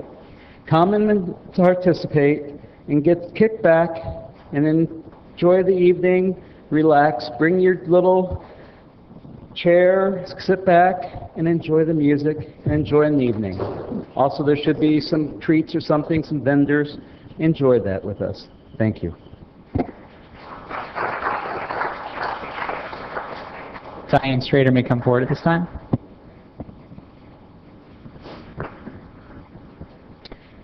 Mayor Wood and council members, I'm Diane Strader, and I live on the east side, and I'm vice president of the East Side Neighborhood Association. We as an association have been working diligently to help get our neighborhood cleaned up. We've asked code enforcement to help us with this, and I'd like to publicly commend Marjorie Pierce and her gang of Bernard, Brennan, and Robert Gremmels. I guess, as the rabbi said, I should be grateful for receiving one of those citations from them, telling me to clean up my yard. I've done that, by the way, Marjorie. I've cleaned up my yard. I have to tell you that it wasn't an easy job for them to do, to come in and cite us.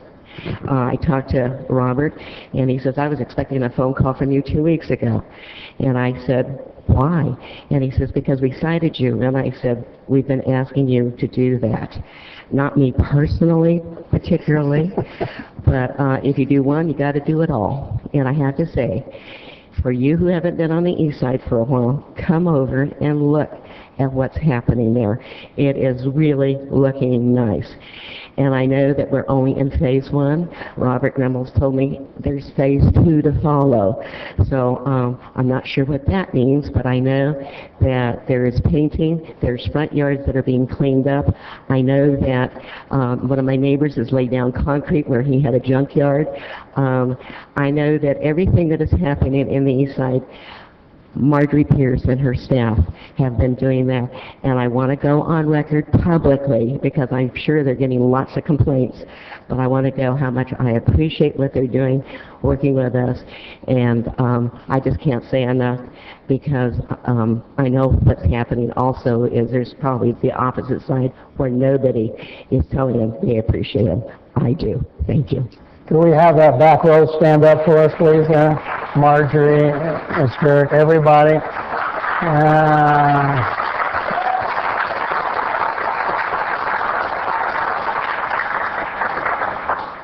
That was very nice. No further public Thank at you. this time. Pardon? No further public at this time. Thank you very much. I appreciate it. Mr. Clerk, we're going to go for item 24. Remember that one? Item 24 is a report on service gaps and update on neighborhood safety.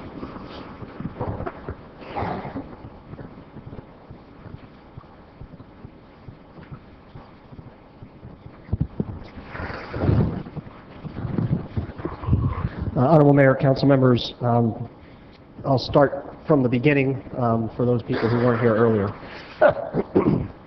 Back at your March 27th meeting, you had asked us to bring forward to you and develop a list of service gaps and budget proposals based on some available funding that we had had as a result of some surpluses.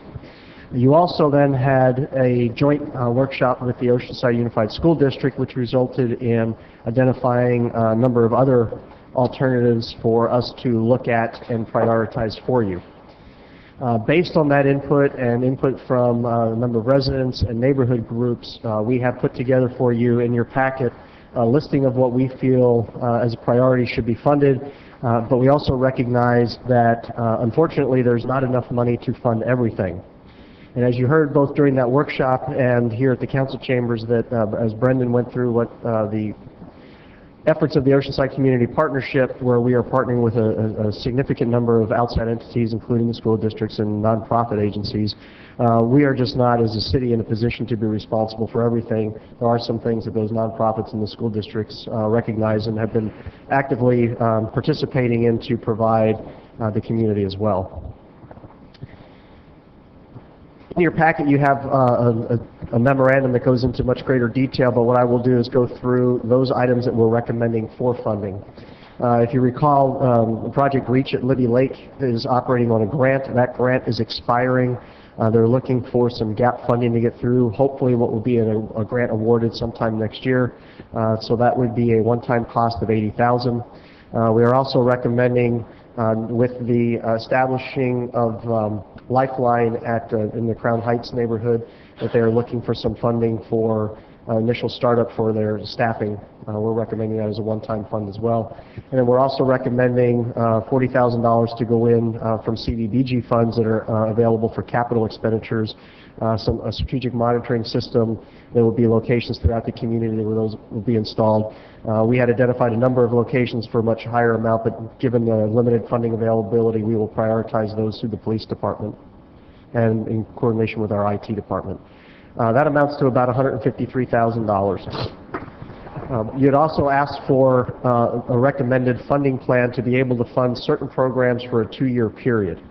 And so what we did is literally back into the numbers for what we had identified as a staff based on your input and discussions as those that were the highest priority. The Oceanside School District, we have an MOU with them now where we provide school resource officers. They have indicated that they would like an additional resource officer. That cost for that would be split between us and the school district. And so we've identified that cost, which is for the fully burdened officer along with appropriate equipment and oversight. And then a number of these come from input we've received both from the council and also the community and residents from various areas. That would be expanding evening youth programs at the recreation centers. That would include, we're targeting a number of, both the Ballarama area, Melba Bishop Park, doing nighttime basketball programs and just expanding those hours. Initiating a Libby Lake Summer Youth Program. We're only at this point allocating the money. We're recommending the funding for that for a 2-year program. We're looking at, is it a program that the city could provide through existing resources or expanding some hourly extra help opportunities. I will tell you I have been contacted by the Boys and Girls Club who are interested in looking at providing some summer programs, and we will look at evaluating those programs and put the money where it can be best serve the community.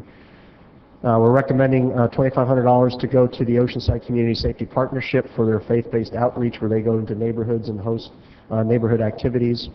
And then also some additional money for the Neighborhood Services Department to do youth education and incentive programs. If you'd like more detail on that, I think Brendan and or Marjorie can provide that to you. And then also we're looking at some funding for the city's Police Explorer program. That would be $3,000 for the next 2 years. And in talking about them, I get the funny feeling they're staring a hole through the back of my head, and I believe a representative from the police department and some of the explorers may want to address you in a few minutes. There were also additional service gaps that were identified, and I just wanted to touch on them briefly because we are trying to make progress in them. And one of those had been to identify some funding for field trips. We are actively in the process of soliciting donations from a variety of sources, and should we start receiving funding from those, we will actually make that available to certain neighborhood groups to participate in those activities. There was a recommendation to do a Take Back the Park event in Libby Lake Park. One of those has already occurred, and there's a second one scheduled for June. And then one of the other ones that seemed to be a priority was to restore the Adelante Bookmobile program. And I know at the workshop there was a recommendation from the school district that we would make that available for the Kids First program. But we had actually started looking at a funding plan, and we will be bringing that funding plan and recommendation to you in June, I think at the June 26th meeting, which would restore that bookmobile service for a limited time.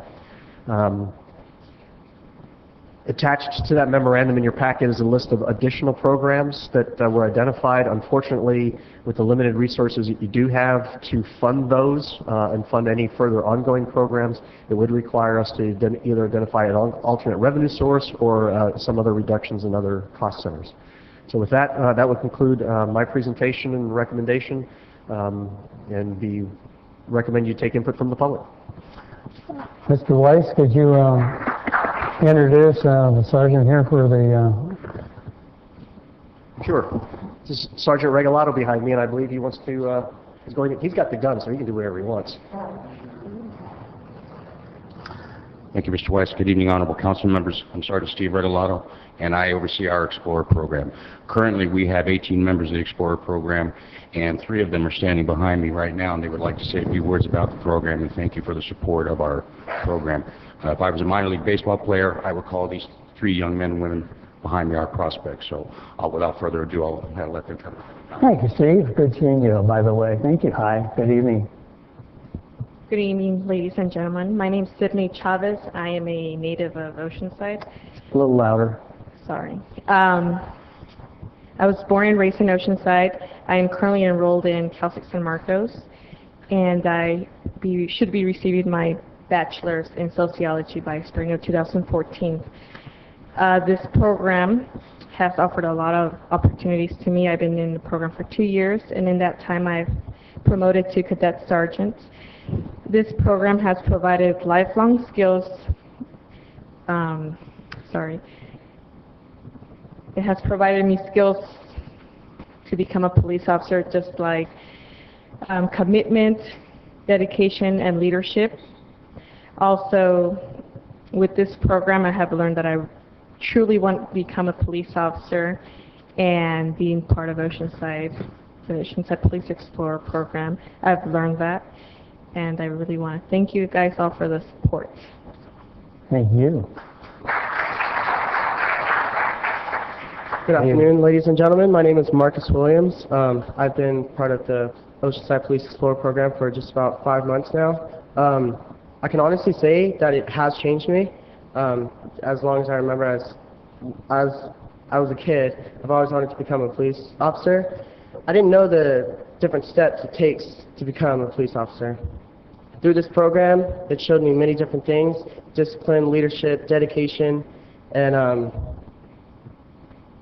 after being in this, as I'm going through this program, I know now all the steps I need to take and will take to become a police officer, hoping to stay in Oceanside because I do love the city. And I just want to thank you all for your guys' support with this program, and it really does change us. So thank you. Thank you.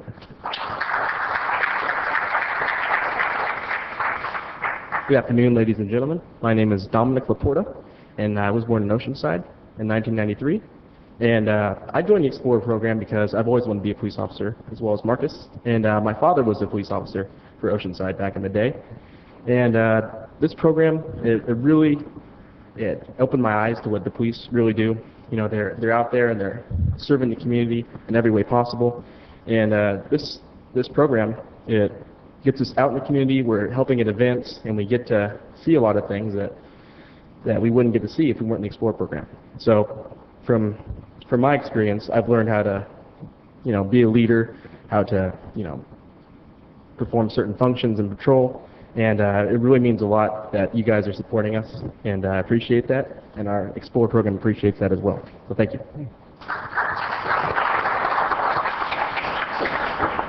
If I may, by the way, I was 31 years Oceanside PD, and I was a reserve before that. What I'm saying is, when you hire locally, these people in the future know the city, know all about it, know all the people, ups and downs, and good and bad. It made a big difference when I got hired because I knew the city well. And you get hired in as a local, I think it really says a lot, number one. By the way, I also want to thank you from the food the other night at your fundraiser. I appreciate that, young lady. And was your father, Russ? Oh, he was my partner for a while. Thank you very much. I didn't realize that, and he got big. Thank you very much. Anybody else on the council? Good. I know he got. Thank you, Mayor. As an individual who's an Eagle Scout, I am proud to see the police involved with the Explorer program, and I congratulate all of you for your future goals and your commitment to our community, and I'm certainly happy to provide whatever support we can from the City Council to support your program. Thank you very much. Thank you.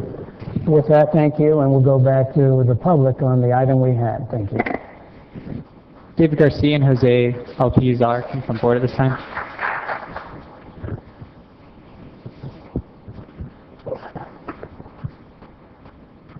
Good evening, everybody. Come on up. There's 2 podiums. And thank you for being here. Some of you can take the second podium. They're both on. And please, go right ahead. Adjust the mic so we can hear you. Thank you. Hello, my name's Jose Alpizar. I'm 12 years old. I'm a 6th grader at MOK where I have a 3.8 GPA. I've been attending REACH for an entire semester, and I think REACH is important because it allows kids to interact with other kids in a positive manner. Thank you. Thank you. Okay, hello, my name is David Garcia. I'm 18 years old and I'm A attending... little louder, David. We have a hard My time name hearing is you. David Garcia and I'm 18 years old now. I'm attending El Camino High School. I was one of the victims in Libby Lake shooting, and pretty much I'm God's walking miracle. And I just want to say that REACH has done so many stuff for me, so many things, so many great things, and they have helped me prevent diseases, pregnancy, anything that's bad for me, and they helped me, I mean, with everything, with school, with plans for the future, and I could see my friends being the mayor of Oceanside or the president of the United States, and I could see them do that because REACH has taught everybody that who are my friends. They have taught them everything they know, and out of those 20 to 30 people, they're gonna be so very, very successful. And I just want to thank you guys for. I'm sorry, I did this last time I came to, but You're doing fine. yeah, I just want to thank you guys for helping us, and these kids need a place like this because the place where we live in, you guys know that there has been many kids shot and died until my friends died in the shooting, and I mean, those 30 kids that are in the program, they're safe. They're there and they're safe, and they just need a safe place to go, and they call it their second home, and I call these kids my friends. I call them my family, and I just want to thank you. Thank you.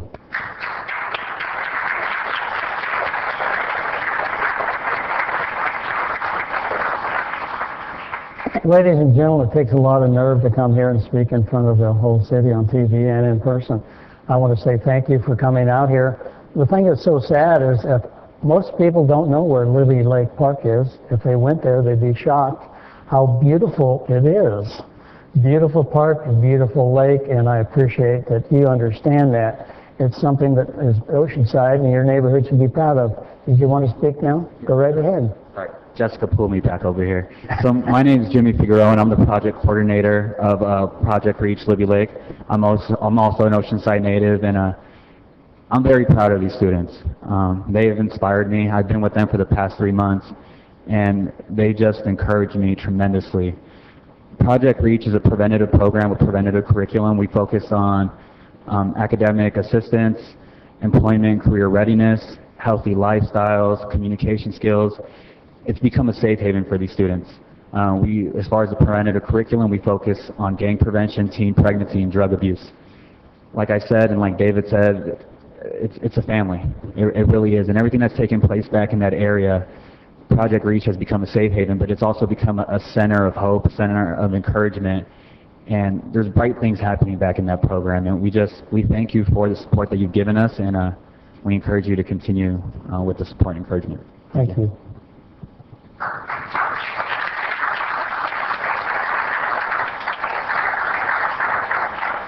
Maria Yanez may come forward at this time. You didn't think we'd get to you, did you? It's hard. Good evening. Just the mic a little. Thank you. Good evening, Mayor, Deputy Mayor, and City Council members. My name is Maria Llanes, and I'm with Vista Community Clinic. I am the program manager for the youth development programs, including Project Reach, with the clinic that we have in the city of Oceanside as well as in Vista. It's really hard to follow the kids and say thank you. We have had a great partnership with the city of Oceanside. Our Project Reach program has been in that Backgate, Libby Lake area for, I want to say, over 12, 13 years, and we've serviced over 1,000 youth going through that program. Every year we have new youth that come into the program. We have a lot of students that return to our program and stay with us for a long time. As you heard Jose, he's been with us since the 6th grade. We service kids from 6th grade up to 12th grade, and the kids, they learn. You know, they make a couple of mistakes here and there, but they learn. They come back, and they really do see us as a beacon of hope for them.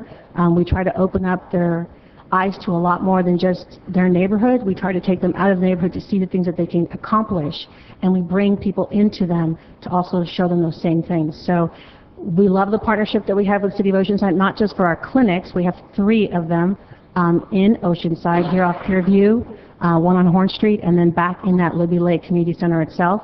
But we also love your support for all of the youth that we work with as well. So thank you. Thank you, Maria. Thank you. Jimmy Knott may come forward at this time. Mayor, council members, Jim Knott, 127 Cherry Lane.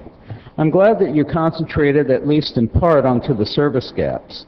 But what was missing in part 2 in the presentation from the city manager was the nuts and bolts issue of public safety. I urge you to look at other successful communities here in the city of Oceanside, like South O, where the community, the businesses, and the first responders who have worked together, where we used to have huge problems in that area of the city, where we have met regularly to discuss openly and address our problems, where the actual crime rate now is almost to 0. Because we meet together, and as an example, we meet together and discuss things, like, as an example, here it is with Carrie Dale from our Water Utilities Director, going to be meeting with us in the end of May here. And each one of you has been at our meetings. We invite the leaders to keep us informed, and we keep you informed about what's going on in our community, but we work together and discuss openly our problems that we have in our community. The businesses, the community, the first responders, those who represent the communities within our communities. Also, we stand up and question those who take and may present issues. If there's somebody that looks like it's going to present a problem, we stop them and we ask them, what's going on? Why are you here? We have no problem in doing that. We take proactive stances and responses, and we advocate for our community. We come here to bring our issues. We basically tell you our needs. We don't just stand back. If we see a problem, we take a stand. From the simple thing of actually sweeping out in front of the businesses or homes. If we see an issue there, we start to take our action ourselves. We don't wait on our government to take and do it alone. We do things ourselves. This is where other communities can learn from South O. Secondly, I was sorry to hear that the city manager didn't open up and explore other things like public safety cameras. Because 24/7 eyes in the skies have been proven to take and be a great asset and great law enforcement tool in other communities, and a diversion tool. Because when people realize in those areas with those public safety cameras that somebody's watching them, they're going to have second thoughts about doing anything in those high crime areas or in this, say, in the public parks. I would encourage you to at least open up and tell us what's going on in that area. Thank you. Salvador Liel Estrella can come forward at this time.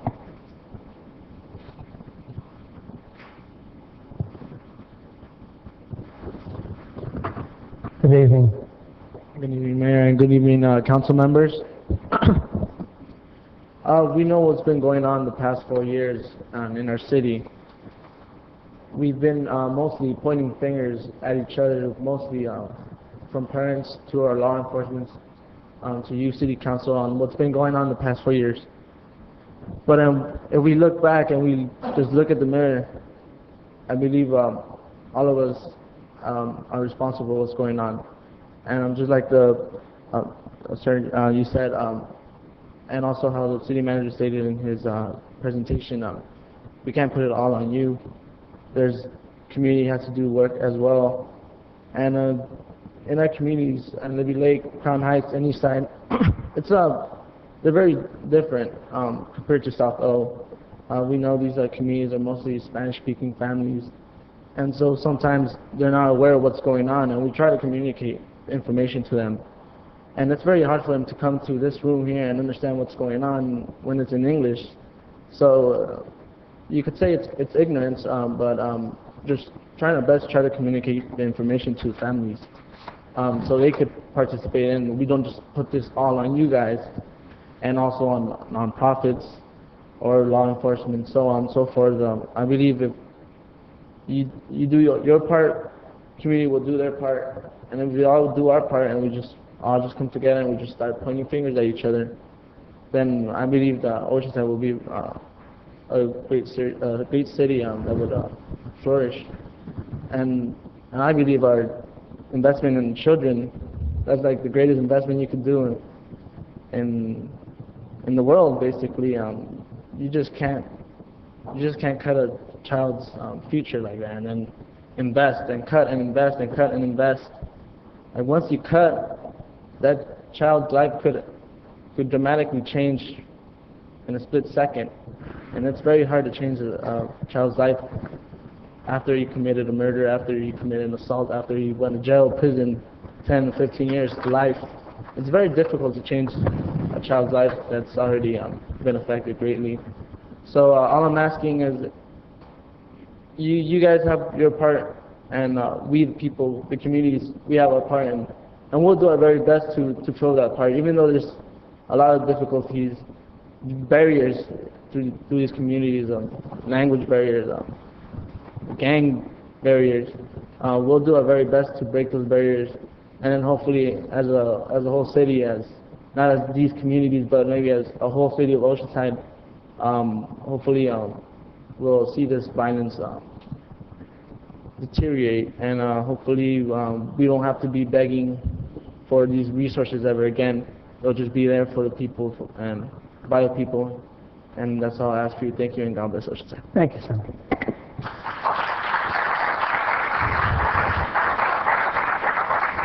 No further public at this time. Thank you very much. With that, I'll come back to the council, and Council Member Sanchez, please. Thank you, Mr. Mayor. I want to thank everyone for being here and for participating in the several meetings that we've had throughout the city to address this very, very critical issue. I do want to start off by calling out Salvador, who just spoke, who grew up in Crown Heights, is a student at Cal State San Marcos, and is giving back to his community. Thank you, Salvador, for being a role model for all of us. You called out the bookmobile, said that that's what made the difference for you, and that's why you're in college and you're not in jail. And you know what? That's in the budget. Also wanted to call out Jimmy Figueroa, who spoke earlier.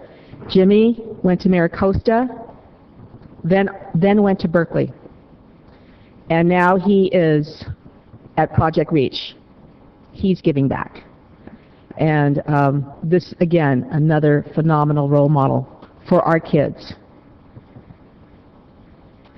There is no way that we could be able to address every single need that we have in these three very challenged neighborhoods. What we wanted to do and what we asked the staff to do is come up with a plan that would address gaps. And there are so many things that I wish we could do. And there's a list in the staff report that talks about, well, if we have extra money, these are the things that we'd like to look at for future funding. So I want to thank staff for, doing the hard work, the tough job of saying what it is, bottom line, what we need. And these are funds that have actually been cut over the years. There have been less services to our kids. The biggest issues are finding gaps after school, 6 to 9, summertime, and these education incentive trips to teach us all that there's a bigger world out there. And I'm one of those kids. I grew up in Eastside. I was born and raised in Oceanside, and I decided to go to college away, outside the neighborhood, outside the city, outside the state. And that opened up my eyes. And I think that has made the difference in what I have been able to do with my life.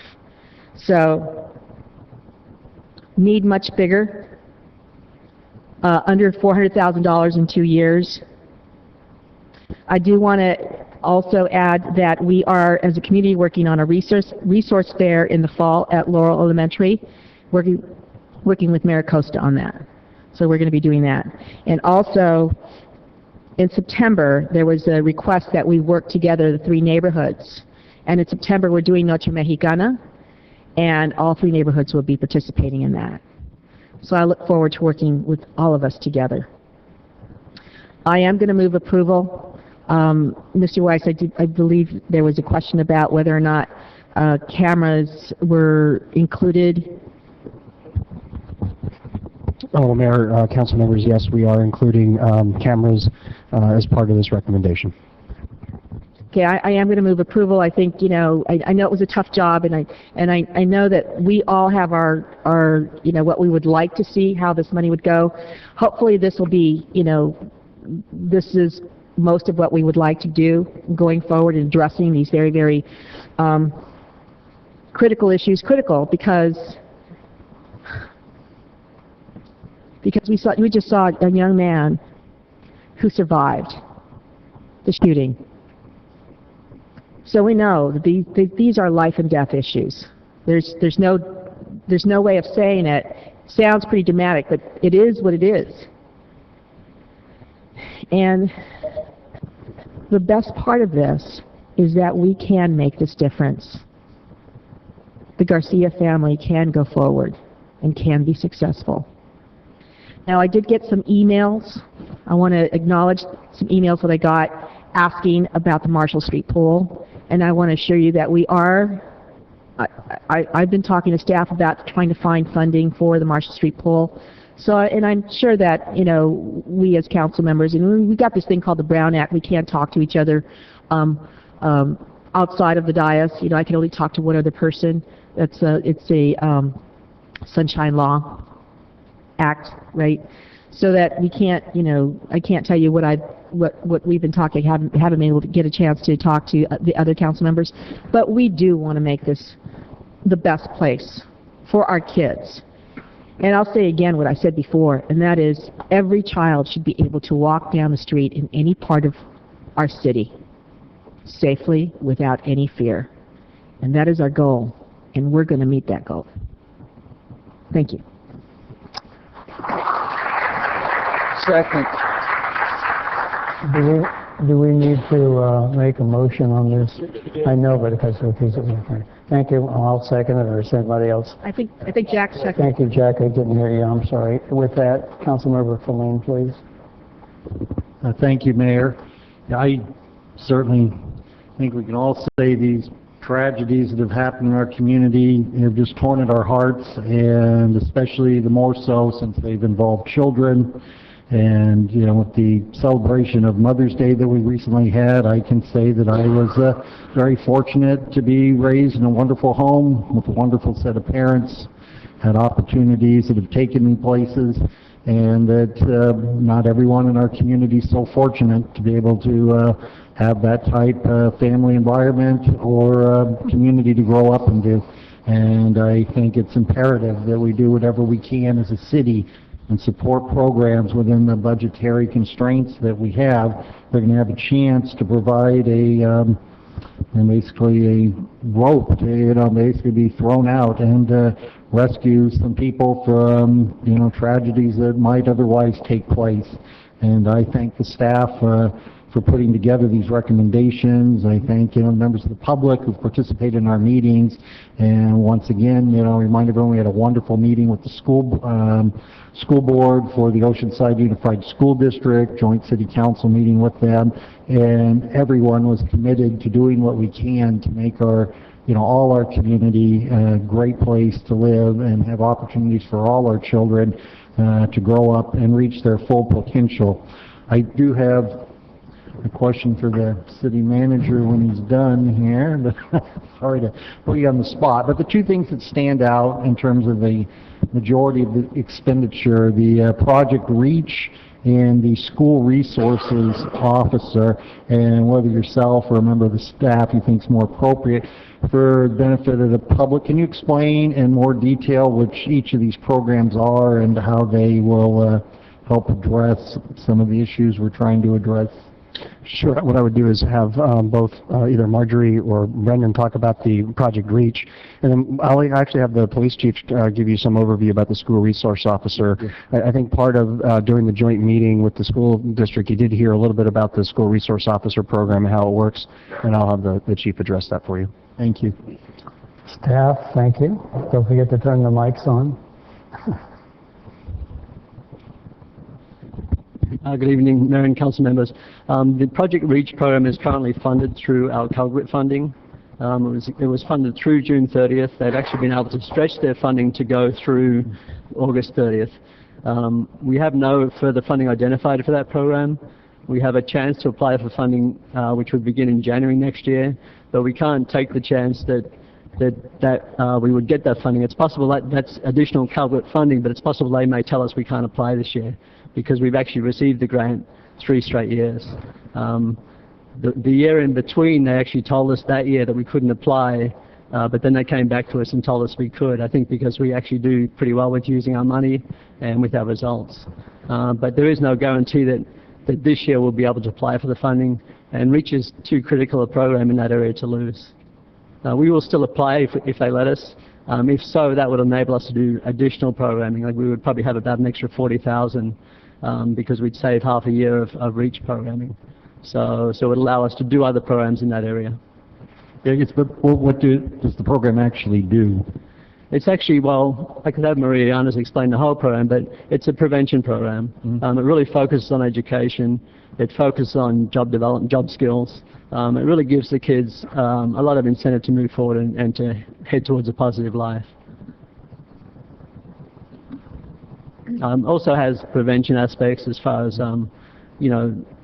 drugs, alcohol. Right now, the good thing with Reach also, when we apply for these grants, and just so you're clear, when we apply for these grants, the money is split roughly 50-50 with the police department. So the grants actually focus on suppression, but also on intervention. So we do a lot of sweeps. Like basically, this grant would focus on Libby Lake, but we currently have one that we just received for $500,000, which focuses on Eastside and Crown Heights. And basically, Reach's participation really improves our chances of getting the grants because they do best practices programs, which the grants look for. So they have a program, Guiding Good Choices, which is a parenting program. And they also have a program called Project Toward No Drug Abuse, which is also a best practices program. And it seems like they're very good at adding new programs that are best practices, and that really increases our chance of getting funding each time we apply. Great, thank you very much. Now I guess on the resource officer side of it. Honorable Mayor, council members, currently we have 3 school resource officers with the Oceanside Unified School District. Those officers at this point are placed at the high schools. Those officers do several things in their positions, but one of the main responsibilities that they have is providing intelligence for us as a police department as to activities that are going on at the school that may pour out to after-school issues or incidents. They're a resource for the kids if there are any problems and issues that they have from a law enforcement perspective. that they feel comfortable with talking to a police officer that's there on a daily basis, that they interact with. It also provides a sense of security for not just the students at the school, but also for the teachers and principal at the school. So they're a valuable resource for us and also for the school district. This particular officer that we're looking at adding would help out at the middle school level for the Oceanside Unified School District. Okay, great, thank you very much. That's it. Councilmember Kern, please. Thank you. Yeah, I did attend the meeting with the SROs and the school district safety personnel last week, and what the chief said, it does, the information that they share there between the schools and the police department and what's happening in the schools, that they can take back and share with their colleagues what's happening in the neighborhoods. And even though they're assigned to the high schools, they spend a lot of time on the middle school campuses because they're on call with the middle school vice principals. And so, unfortunately, that's where we kind of lose kids in that middle school years. So I think having a SRO that travels between the different middle schools would be helpful. So I think that's one of the things that we had talked about earlier in the year, and to do that. So, no, the only problem we're going to have is that these are temporary funds. I just really want to stress that you know, we've had the opportunity because we have some excess funds at this time. This is truly gap funding. So I commend you for going out there and applying for more grants and trying to find other resources, and the staff looking out for private funding or institutional funding for these programs, because we're not out of the woods yet financially as a city. We're getting much better. The presentation this evening by the finance director was much brighter this year than it has been in the last 3 years. So hopefully maybe in 2 years' time, by having this gap funding at the end of that 2 years, we may be able to perpetuate some of these programs. Maybe not all of them, but some of them that are critical. So the idea, the feedback we get from staff, feedback we get from the nonprofits about which programs work and which programs don't. So that's really going to be critical the next time we go through a funding cycle here. So I think that's extremely important. You know, I did attend the resource fair at Libby Lake this last week, and it was very well attended. And the park does look really nice. And one of the things that we did was change the landscaping around, open it up, make it more probably easier for police officers to drive by and see what's happening in the park just by doing those things like that. So I think we're all coming together. The one thing that I really like to comment on is our working with the Oceanside Unified School District. Our joint meeting where a lot of these ideas came from, that we directed the city manager and the superintendent to come back with these ideas that we can actually implement. So I think that's the next step that we need to do probably at least once a year, is meet with the school board and talk about what we can do and what we can provide, because they have space. They have basketball courts, they have gymnasiums, they have things that we can actually use if we can maybe supply part-time personnel or interns or something like that to keep some of these programs alive. So it's going to take a community to pull everything together. I think we're on the right track to doing that.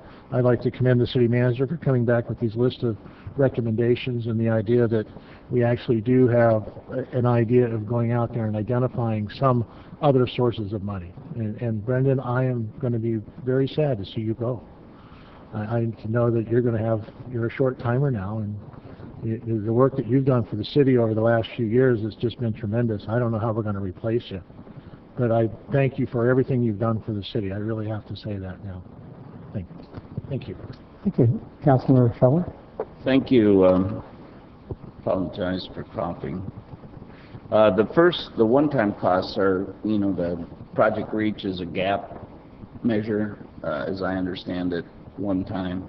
The same for a Lifeline moving into the Campfire Girls. That's a a gap measure that they'll be looking for additional funding in the strategic monitoring system. So $153,000 is one-time cost.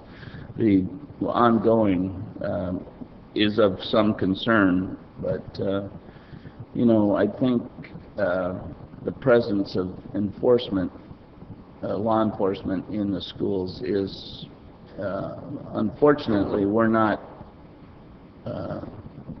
you know, we're all of an age where I didn't see a police officer that I can remember.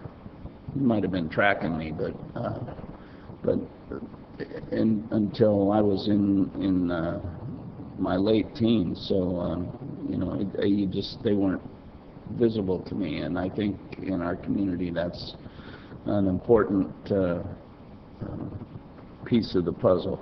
The faith-based outreach is something that is very important to me because that's almost a strictly volunteer group, as you know, and the resources that I talked about were, you know, allowing computer use in some of our resource centers, allowing, you know, if we have Club 55 available for, the seniors are finished there at 2 or so. So, you know, evening, that can't be a bad thing to, if we can figure out a way to make that work. The churches are probably one of the more important parts of our community. They definitely put in their time in the community. Sheldon Brown is, you know, nonstop for us, but so are the other churches that are, you know, they might be feeding people, they might be helping in their neighborhoods. You saw North Coast Church out, you know, helping us in all parts of the city. The question I have is, do the programs that we are talking about here, are they full? Do we have waiting lists?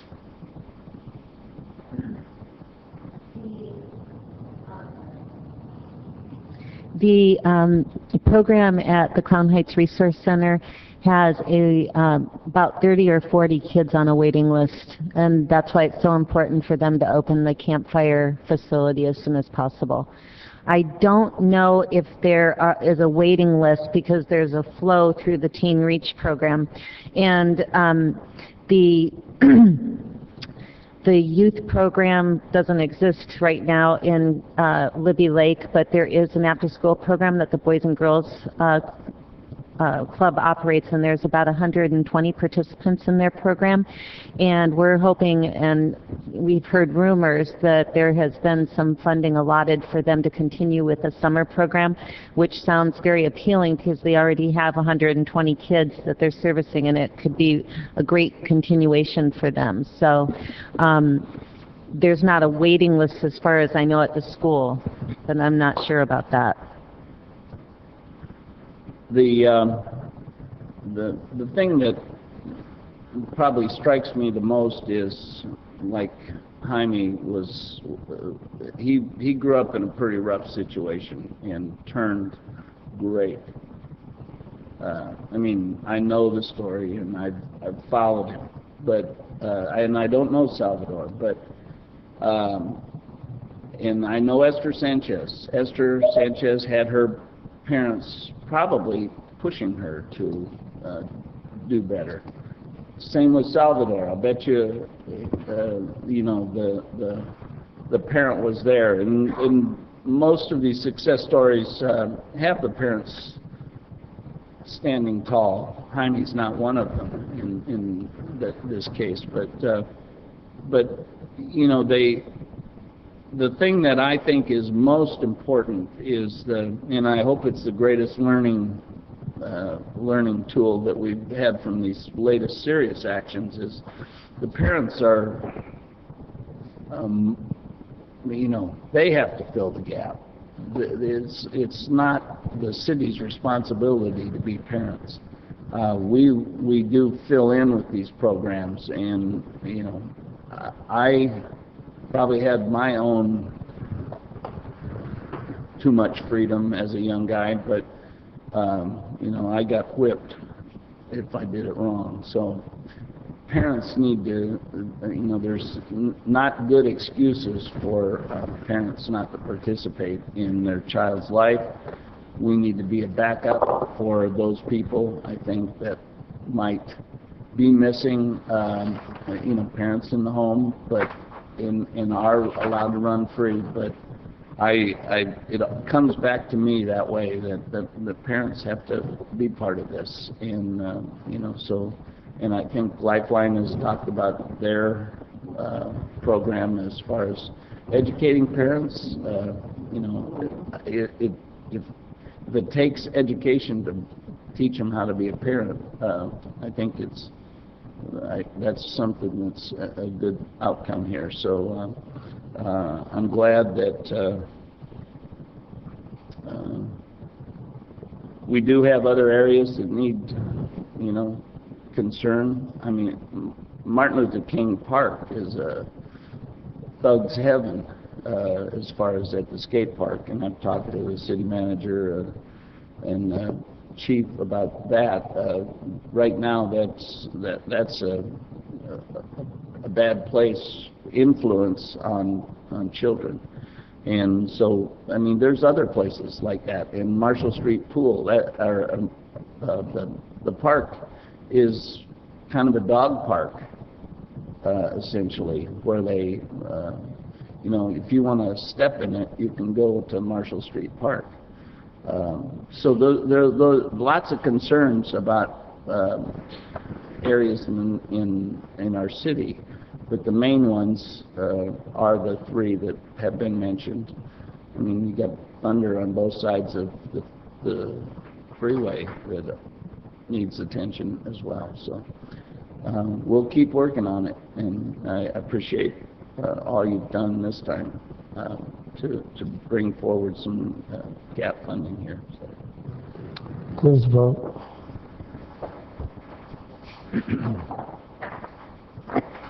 Motion approved 5-0.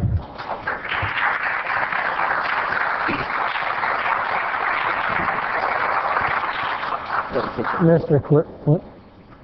5-minute break, ladies and gentlemen, before we continue. Will be item 20, 21, and 22. If you're here for those, restrooms outside the doors, up the stairs. Might as well go myself. I thought this was going to be a short meeting. Where were you?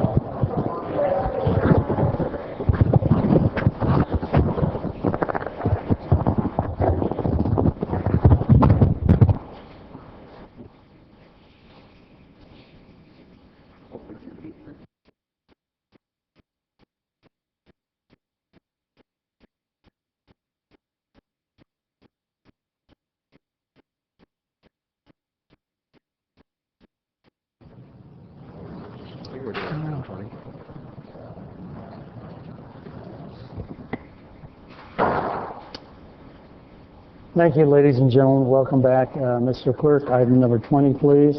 Item number 20 is approval of budget appropriation in the amount of $1,797,287 of unallocated home program funds and $4,707,691 of unallocated inclusionary in lieu housing funds to the Mission Cove Affordable Housing Project located along the 3200 block of Mission Avenue. Thank you very much. As mayor, I'll open this public hearing and ask for disclosures, please. Start with you, Jack. Staff and some of the private developer. Same staff and the developer. Over a period of time, quite a few people, but staff in particular, and developers, and the Housing Commission. Staff, developer, members of the public who are supporting this, and yes, we've had several meetings where this has come up. Thanks. I think it's about the 5th or 6th time it's actually been at this forum, so we've talked to everybody under the sun, so the developer, staff, public, people that didn't get the project, so we've talked to everybody. Thank you. Mr. Clerk, correspondence or petitions? None. Thank you very much. With that, Mr. Manley, thank you very much. Welcome. Thank you, Mr. Mayor. Dave Manley from Neighborhood Services, Housing and Code Enforcement Division. My presentation will be somewhat short tonight. As Councilmember Kern had mentioned, this project has been before you on different levels over the past couple of years. Basically, the item tonight is just asking you to appropriate the available housing funds that we have available from the home program and from inclusionary and lieu fees to the project. Home does require that we have a public hearing versus journal item or a consent calendar item, so that's the reason for the hearing tonight. Basically, as you can recall, Council approved the disposition and development agreement last year, which says over the next 5-year period, this project will get the priority for existing housing funds. So with this action, it's putting into the project. There's still a small gap to be filled to get our first phases underway, and staff and the development team are looking at different resources as they come available to fill that gap of approximately $3.9 million. And we're confident that we can find those resources prior to the anticipated groundbreaking, hopefully next early spring, maybe February, March, April. With that, I would ask Council's approval to appropriate the funds, and I'd like to also point out that we do have Chair of the Housing Commission, Robert McCallay, in the audience. We've had their support throughout this process. He's right up in the audience there. And we also have representatives from the development team from both National Core and Community Housing Works as well. And I think John Seymour wanted to provide a few comments, maybe a project update real quick. Thank you, David. Appreciate a seat at the sidebar. Mr. Seymour, you're up. Thank you. Good seeing you. Also, our partners here tonight, Mary Jan Jagazanti from Community Housing Works, our nonprofit partner.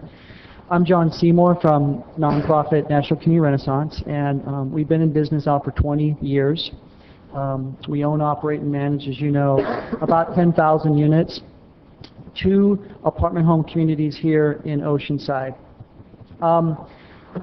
And I'm open for questions on the mathematics tonight if you have that, but I really wanted to hit upon something that was all this, just preceded this here. And this is not only about sticks and bricks and mortar. The housing funds that you're appropriating tonight are for housing, but my gosh, as part of this project, Mission Cove is going to have about a 5,000 square foot family resource center. So what's going to be happening at the Family Resource Center? Well, we've pledged to the city that that's going to be opened up for programming and services, resident services, to provide a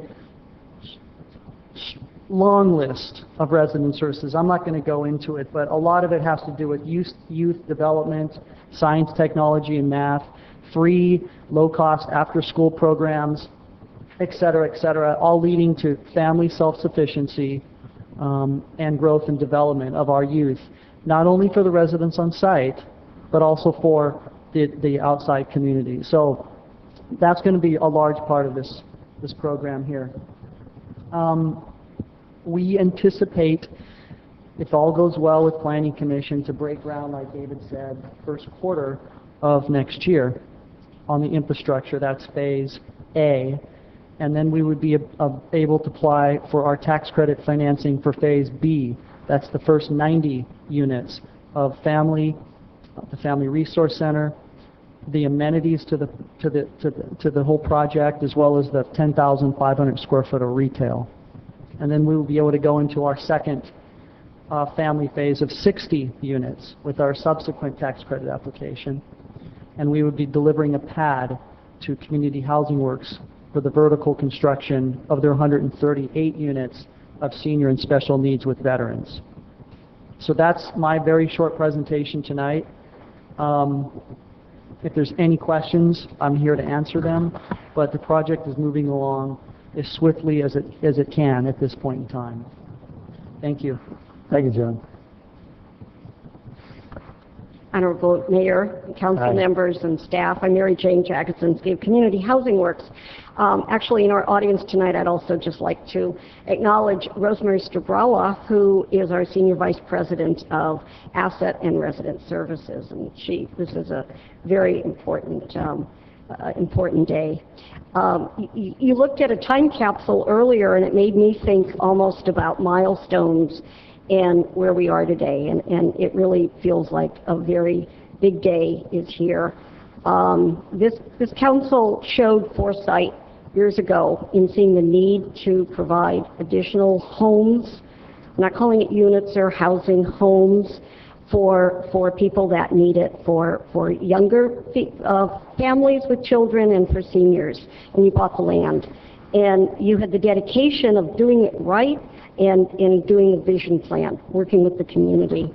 And you've shown the leadership in moving this forward. We didn't plan the poppies today. I had grandfather and uncles and all sorts of veterans. I always buy a poppy, so it was wonderful seeing the poppies today.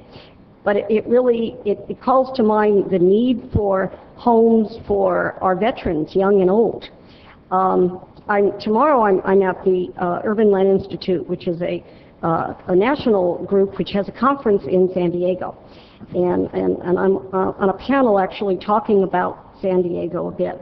And so I kind of polished up my statistics, and there's 2 I wanted to tell you about. San Diego County is the #1 county in the entire U.S. for returning veterans. There are about 27,000 returning veterans here. And they're going to need homes, and a lot of them are not going to be able to afford conventional homes. But beyond that, there are about what I've seen is 277,000 veterans already living in San Diego County. And that puts us in one of the top, I don't know if it was 2 or 3 of the U.S. counties. So that need is there. Some of those veterans clearly are seniors, and some of them really need a home. And I would just, to really better just say a few words about what that means. Tonight I have with me Mr. Dennis Nelson He is a veteran. He has a very compelling story. He is a resident of our brand-new affordable homes we just opened in Escondido called Avocado Court. And without any other ado, I would like Mr. Nelson to just say a few words about what it meant for him to get a new affordable apartment. And I thank the council for your time. Thank you. Good evening, sir. Thank you. Good evening, President of Oceanside, Mr. Left, Mr. Mayor, Deputy Mayor, and ma'am, and the rest of the council folks. I've been a long time of Escondido resident. Moved out there from Iowa when I was 5 years old. And I dropped out of high school and enlisted in the Navy. I was in the Navy because, well, education. Even when I was 16, and it was 1976, I just was so gung-ho and I got in the Navy. And I was doing real good until my 4th year. I worked on submarines, not in them, but on them. And I was up in the air on some scaffolding, and the scaffold broke. And I fell like a cat. I jabbed my one leg up into my back and spine. So all in good, I returned to Escondido, and I worked construction jobs and factory jobs, mainly factory jobs, until I got in another accident in the late 80s, which then sent me to the construction field, working for cash. I slept on the construction site. I slept wherever I could sleep, somebody's backyard, ran a couch through the wintertime, and this went on for quite a few years, actually. And my last job that I was working at, I actually was a part-time manager of a security storage garage type situation for mini housing, for your mini storage. And it got bought out. When it got bought out, we got downsized. And about at the same time, I had another accident that tore up another limb of my body. I don't want to show you, they look pretty bad. But Mr. Feller was talking about churches. You have here in town a great asset to you besides CH Works, which it will be. It's called Interfaith. I remembered about Interfaith in Escondido, and Interfaith had a vet program called Merle's Place. And Merle's Place was a vet shelter for vets, up to about 48 of them. And the place was really wonderful, really helped me out. And it afforded me certain mobility in my life to go back to school and take care of a few things. And when I returned to Merle's Place on the second time, this is my second time that I went back to Merle's Place just last year in September, planning on being there for at least 2 years and getting some hospital work done, which they're going to do in June. And the past month they've been taking out teeth. I'm having a good time trying to talk. It's a new experience. I got 12 teeth taken out in the last month. I still only got 4 more to go. But this was something else they've helped me with being able to do. And having a place in the shelter is one thing, but I heard about this avocado court from a friend of mine. And she kind of challenged me into doing it. And lo and behold, wouldn't you know, behind everything else on the bulletin board, there was a thing from avocado court. So I emailed Miss Miranda. She's not here, but she works with Mary Jo and Rosemary, Mary Jane. And it really got a ball rolling. And the help from the Oceanside Interfaith and a lot from the Escondido Interfaith. All of a sudden, I was meeting people and doing an application, and that was right through Christmas. And before I knew it, in February, I was moving into Avocado Court. And I've had friends come over, and my step folks come over. My real folks have been gone for some time, but the astoundment they have and the quality of life I have all of a sudden just really floors them. The quality of the location that they put Avocado Court in was good, a good location. It's astounding now. You have children of all ages there too. It's only 32 apartments, but each apartment, there's 4 different plans of 8 apartments, and each of these different plans all have different things, but the whole apartment complex works together. They have a community day room, which is state-of-the-art tech. The whole place is high-tech, high quality, and the association between all its residents, I believe, is high quality too. It intermingles with the rest of the people in the community. I have a better opportunity now to be in my community again. I mean, I used to live in a garage for lawnmowers. You know, it's kind of hard to have your friends come over or do schoolwork. I did. I go to school 1 class a semester at Palomar. I'm actually having to go back to high school. so I can finish up my AA and social behavior, because I don't have a high school diploma.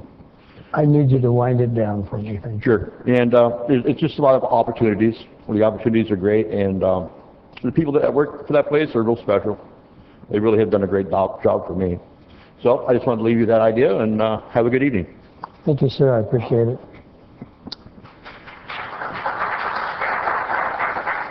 David, do you have anything else, or should I go to the public? Thank you. Any members of the public wishing to speak on this item may come forward for 3 minutes to address the council.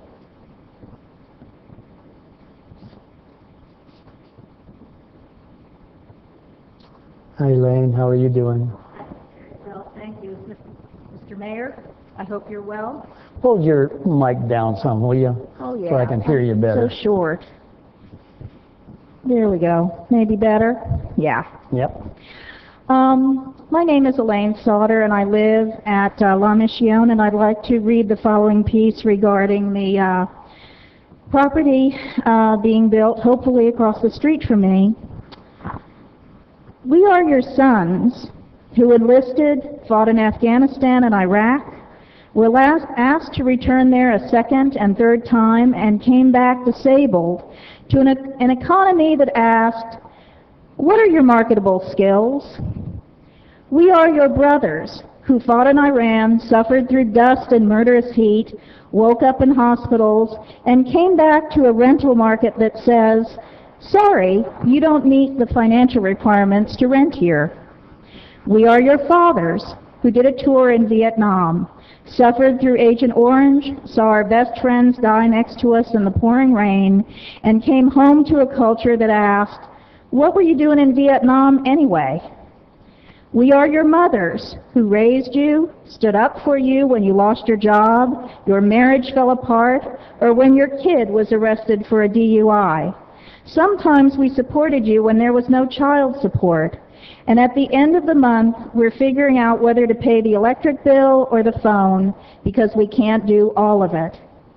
We are your fathers who taught you to drive, taught you how to change the oil in a car, or helped you get over your first crush. And at the end of the month, we're wondering how we're going to stretch the pension check to cover the brakes on the car, or if we can do without another month, if we have a car. We are your grandmothers and aunts who bandaged your cuts and scrapes, baked cakes for your birthdays, and taught you how to deal with a class bully. The share of cost on Medicare went up, and how are we going to pay for our meds? We are your grandfathers and uncles who got in water fights with you, played board games with you, and when we go to the doctor, we get a lecture on how we've got to eat a better diet. But we can't, because we're paying 80% of our income for rent. We are your sons, your brothers, your fathers and mothers, your grandparents. We fought to keep you free. We've held the hands of sick children, nursed you in the hospital, cleaned your houses, mowed your lawns, fixed your cars, and taught your kids. Can we not have one comfort at the end of our lives, an apartment that's safe and affordable, a place to lay our heads? Thank you. Thank you, Elaine.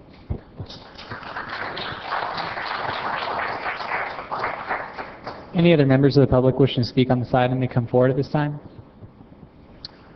Mr. Clerk, I see none. I'll go ahead and close this public hearing and come back to the council. Councilmember Sanchez, please. Thank you, Mr. Mayor. I'm going to move approval. This project will get us a long way into what our requirements are in terms of providing for affordable housing. I've actually been visited by a couple of developers and been talking about, putting in the in lieu banking, maybe putting money into this project to make this really happen. So I'm excited about this. We've got some good developers that are involved. They've been working with the community, and can't say enough positive things about it. Thank you. I'll second that. Thank you very much. Councilmember Feline, please. Thank you, Mayor. Just have one question dealing with the last slide that's in our documentation here on the funding for Mission Cove, and it's including $4.5 million possible proceeds from the Laguna Vista Mobile Home Park sale. that portion of the cash make the difference between this project surviving and not surviving? I mean, is everyone counting on that? Or is that just literally what it means here, possible? Is that for David or the city manager? Whoever's best in the position to answer it.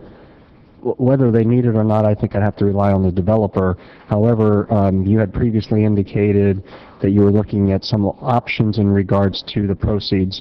Although we did receive, the sale of the mobile home park did close, there are still some outstanding financial issues through the buyer and their bond that we'll probably not be able to resolve and come to you for disposition of that money since you don't have a meeting in July, it'll probably be August. But I cannot answer whether they absolutely have to have that money. That would either be, probably Mr. Seymour would be the best one to approach that. Okay, well, Mr. Seymour, want to take a crack at it? After the appropriations tonight, we'll have a need of approximately $3.5 to $3.9 million to commence and complete everything except let me take a sec.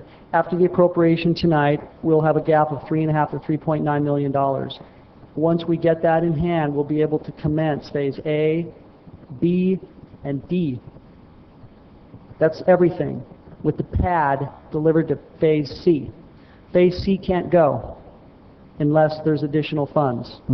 So, of the $3.5 to $3.9 that is not yet identified, the possible proceeds from Laguna Vista Mobile Home Park would fill that gap. Or, as Councilmember Sanchez says, we're also viewing this project as a mitigation bank. Developers have off-site mitigation. We're a bank, you can buy into this project.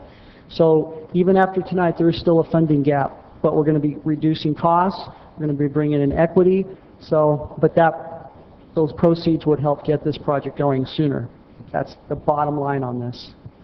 Okay, appreciate that. And the reason why I asked the question is because, of course, as certainly everyone in the city knows, and the public may not be totally aware of, is we're totally fighting with the state of California over what the ending of redevelopment means today, and what it meant yesterday, and what it means an hour from now, and what we're being told on a minute-to-minute basis depends on what our options are as it relates to this project. And so that's why I bring this issue forward, and because we're trying to do various projects, including the parking lot downtown, the beach restrooms, and Mission Avenue improvements, and trying to juggle all these things based on what we're being told by the state. We want to try and make everyone happy here, and I just want to make sure that that we're not totally committed yet at this point, and people involved in this project are aware that that we have to still sort all this out, and hopefully we can make everyone happy, but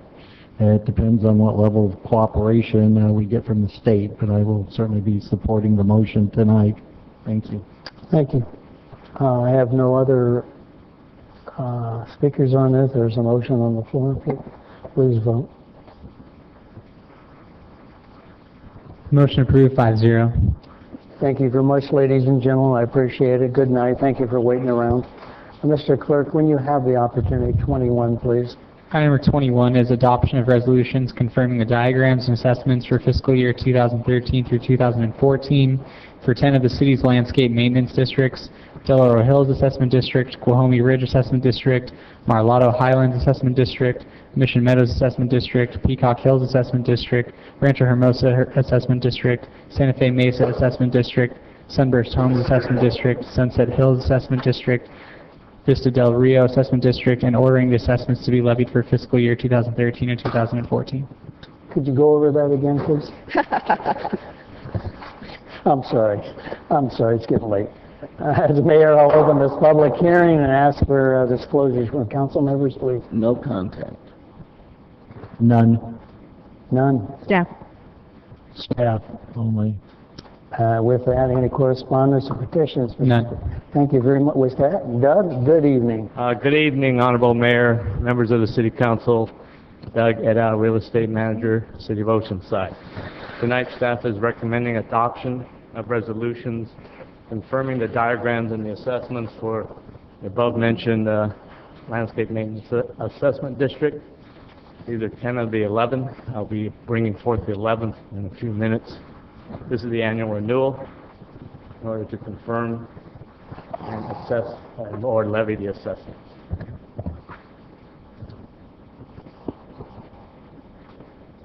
Okay. Any members of the public wishing to speak at this time may come forward to address the council for 3 minutes. Doug, you have a seat at sidebar. Thank you. I'm sorry.